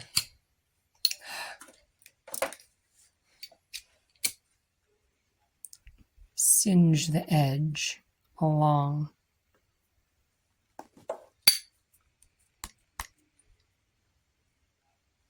To just make sure it doesn't fray or anything. So from here, taking our mandrel,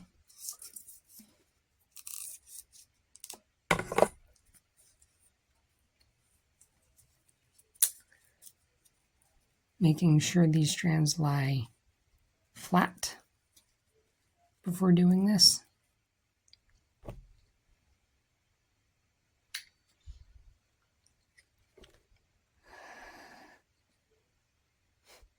Focus is giving me issues.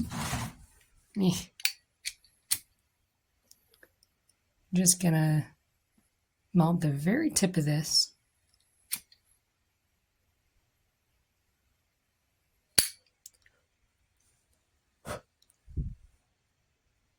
And press it in to our foundation. Now that serves as an anchor. Now, 180 degrees away, doing the same.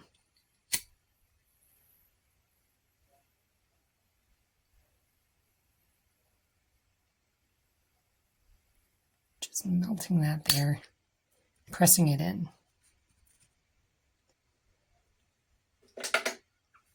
So from here, going to carefully slide up my knot, find the strands, and just give them a little tug to pull out the slack as this slides up.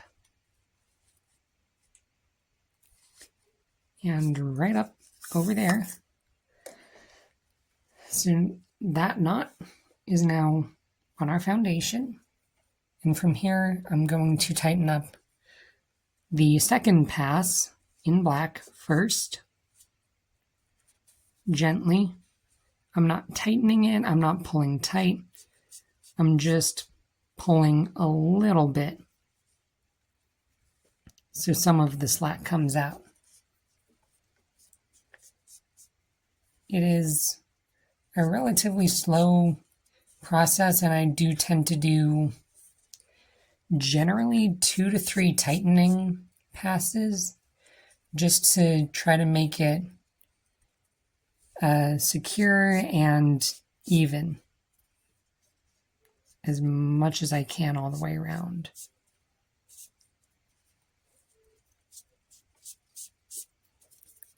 So second pass is on its way.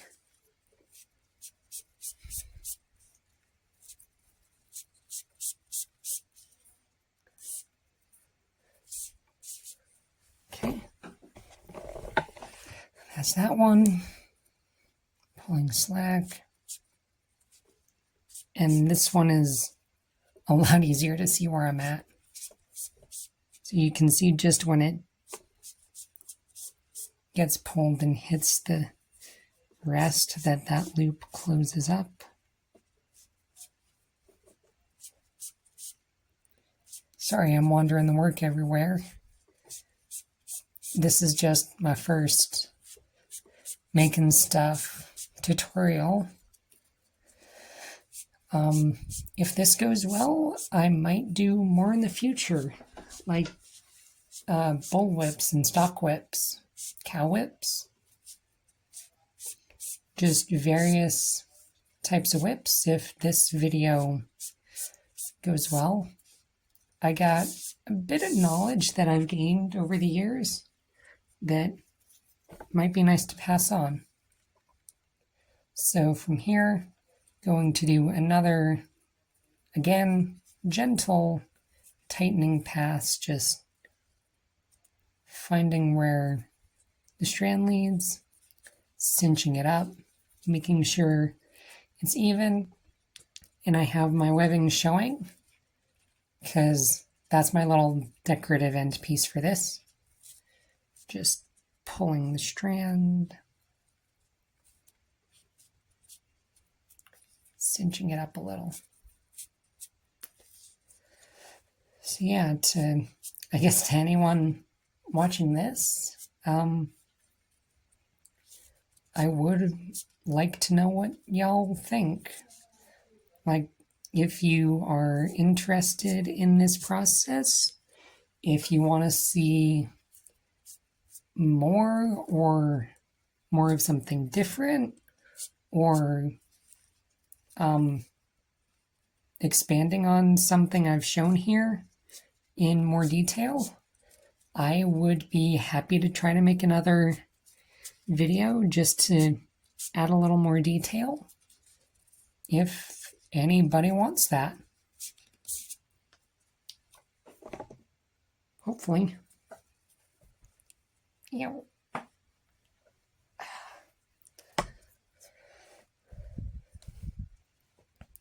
So I think just the 2 tightening passes should hopefully do, because this is looking pretty close, pretty good as is. And I will, as with the thongs, I will roll this handle and the knot and all of that to get it nice and even. Generally, it doesn't take like board and leather. Like, it doesn't take a lot of work to roll out the knot from my experience. Like, I can just roll it between my hands and that does pretty good. So that is now our knot completed. That is our chain link knot. It can be manipulated a bit and adjusted. But yeah, so our two ends are tucked up in there.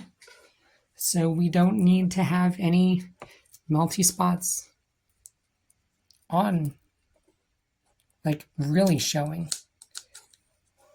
And then these two end spots get snipped. And I do melt these, but having only 2 visible melts instead of 4 in more visible spots is better. So I'm just going to go gently back and forth, just barely touching this with the flame. Just little singeing. Slowly so that I don't melt too much. Pressing it. That's especially important with this where it's close to the handle. I don't want to overdo. Okay. Those are our melts.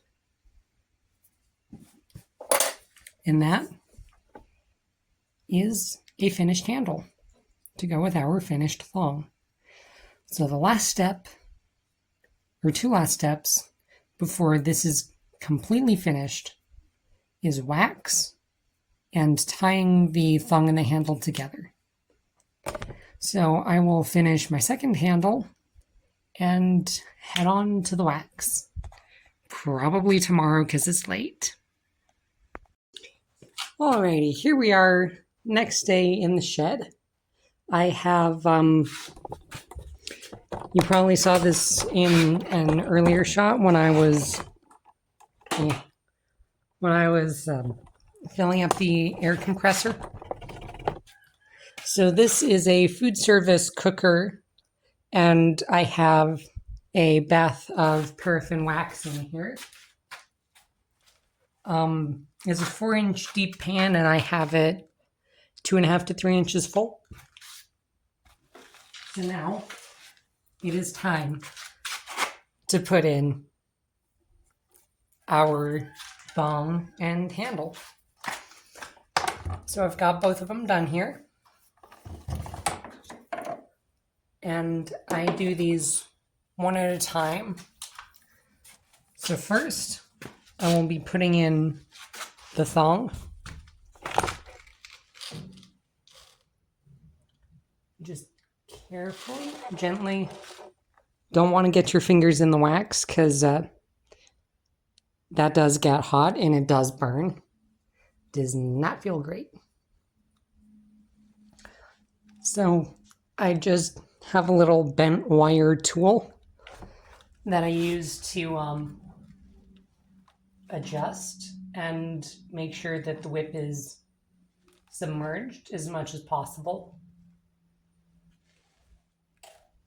Just gonna set that there for a second. And for this, I'm taking 2 paper towels.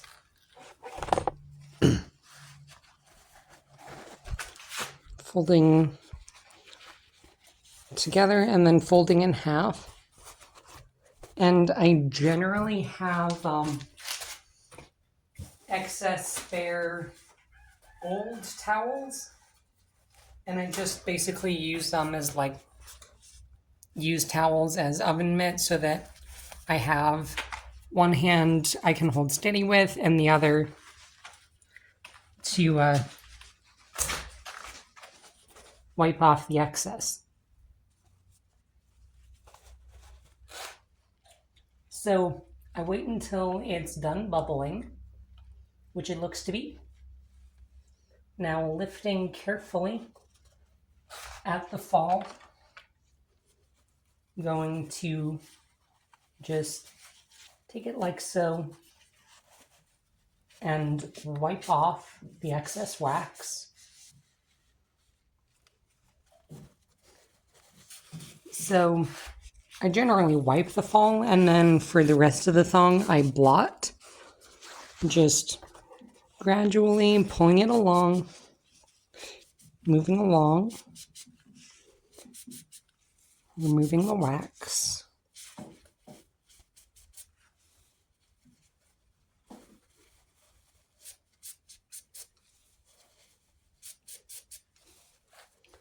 It's really hot today.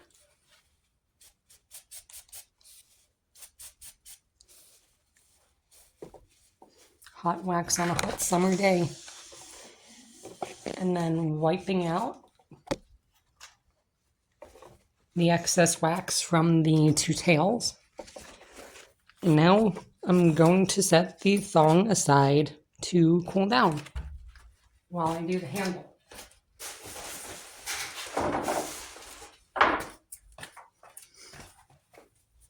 So it's pretty similar for the handle here, except I do try to keep the painted portion out of the wax as much as possible. So before putting in, I'm going to grab another 2 paper towels. And now I'm going to use this whole wad as my mitt.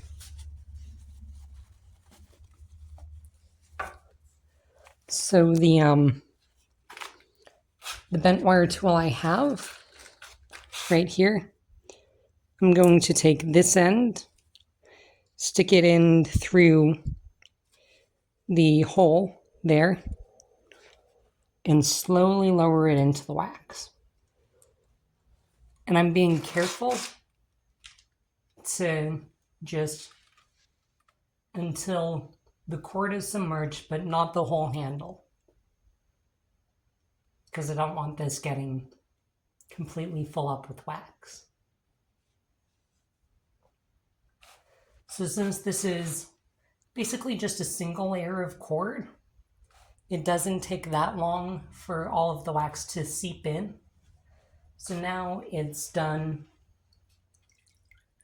filling, and I'm just going to, just as before, blot.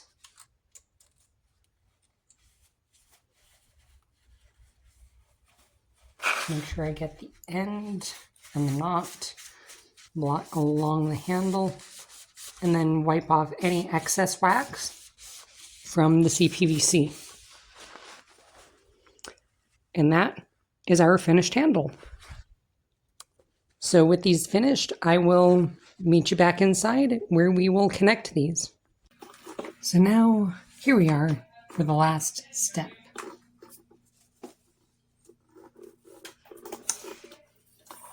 To start, I'm taking the tail ends off the end of the thong, or 2 tie-on ends, and just finding the ends. So now I'm going to do my standard thing that I usually do, is to snip these at an angle.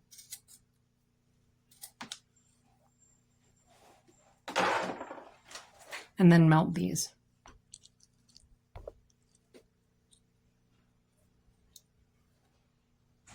Come on, into focus. There we go. Then just melt those at a point.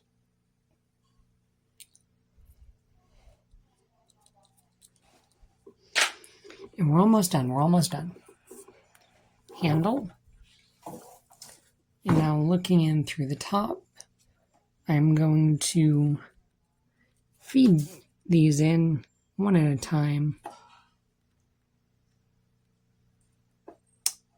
and try to get it in through that hole. Just grab it, pull it through, and now generally when I see other whip makers, they feed both of them through the same hole. I do 2 holes for 2 tie-ons. It's just personal preference for me to do this. Just gonna put a little bit of a bend in that to help. Feed that through, pull it through the hole. Now, pull the thong in place.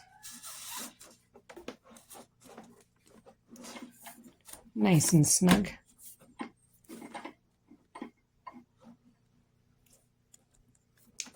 And now we get to grapevine hitching.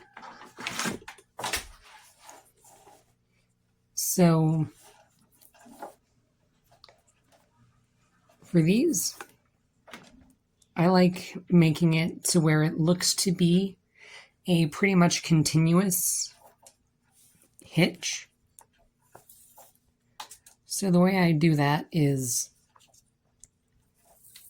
I take this first strand, whichever side, just the first one, pull that tight on the back, 1 hitch,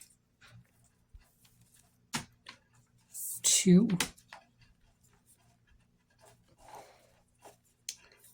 and 3.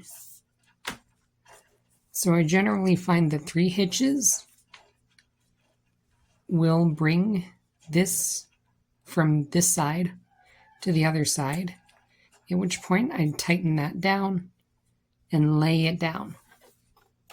So now I'm going to take the one we haven't hitched with yet and go over. So here, with the first 3, I was going over this strand. Now it's reversing, and I'm hitching over the strand we started with.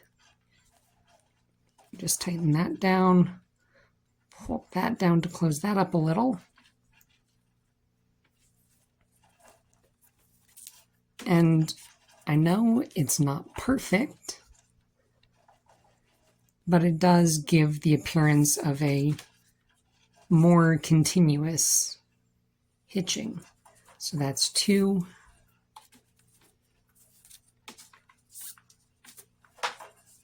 3, 4, 5, and 6. Brings it right back around to where it started. So then the first strand we started with, going to finish off with 3 more hitches. 1, pulling that other strand real quick, 2, and just turning this around, 3. So that is our grapevine hitching completed. From here, what I do, I take the distance of 2 fingers, snip, and melt. And other whip makers I see put the melt right there, just to make it a little bit neater, not have these strands hanging. For me, I do focus more on interchangeability, so that if the handle gets damaged or the thong gets damaged, the hitching can be undone and you can replace the thong or the handle. So I like to leave 2 inches to help facilitate if something needs to be changed. So 2 inches on the other strand, singe and melt. And now we have a completed performance hybrid. I'll do the glamour shots in a bit. So last step is a cracker. So the way I go about this, I generally take artificial sinew, and the length that I find works best is 27 inches. So just going to measure that out here to 27 inches. Right there. Plus I'm going to do roughly 1.5 inches for tying on to stuff.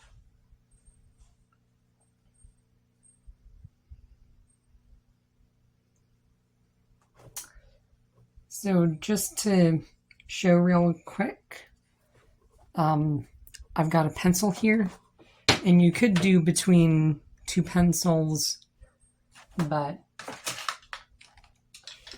since my mom is a yarn spinner, thank you, Mom, I have access to drop spindles. And I do like these. Hemostats seem to be standard in the whipmaking community, but this works just the same.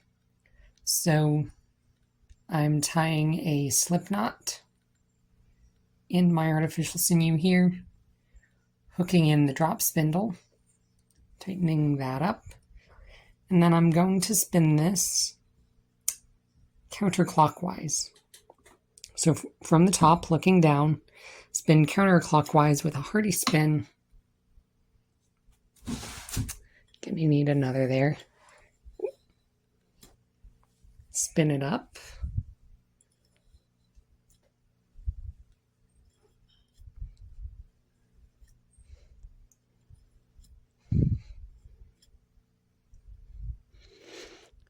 And right there, it's about to start to try to twist up back on itself. I'm just gonna hold that in place with my knees for a second and grab my other spindle, hook at the halfway point,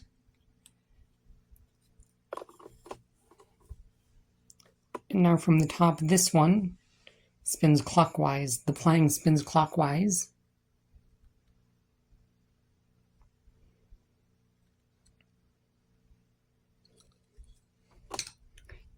So my usual gauge for the tassel is the distance from the hook to the bottom of the whorl.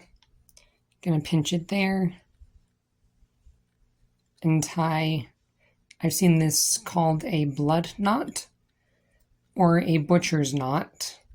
So it's your standard overhand knot, and then you just go through a second time and cinch that on up. It's going to be a little bit messy for how I've done this, but there we go. Tightened up okay. And that is a finished, mostly finished cracker. Just gonna snip this off the spindle.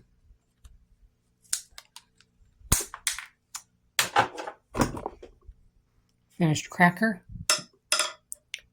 So to tie on, a simple and secure method is effectively an overhand knot. So untwist to make a little eye.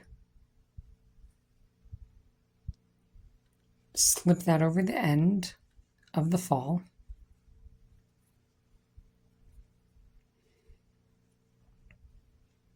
Give a little twist to make a loop.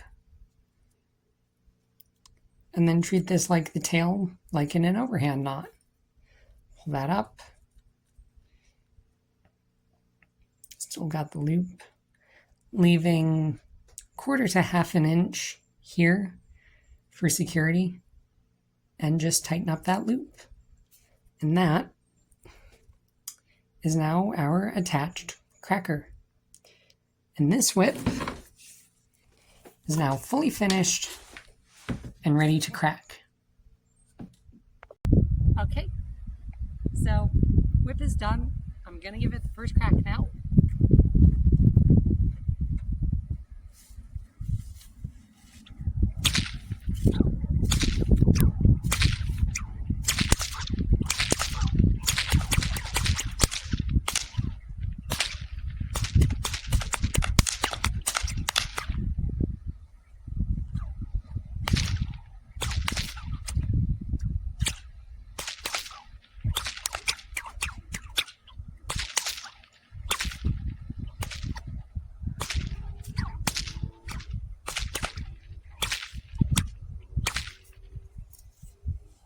Cracks pretty well.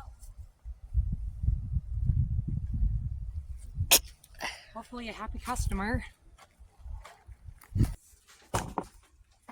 So this project was pretty fun to make, and hopefully my customer likes it. So I did end up making a matched pair, which was kind of an accident because I found out that my customer only wanted one.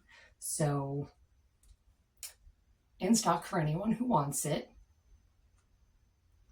All in all, it was fun to make this whip, and hopefully it is informative to anybody who wanted to learn.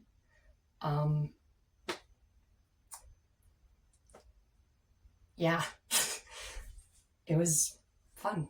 So if you're watching this, thank you for watching. Feels weird to say it, but yeah, thank you, and hope you have a good day.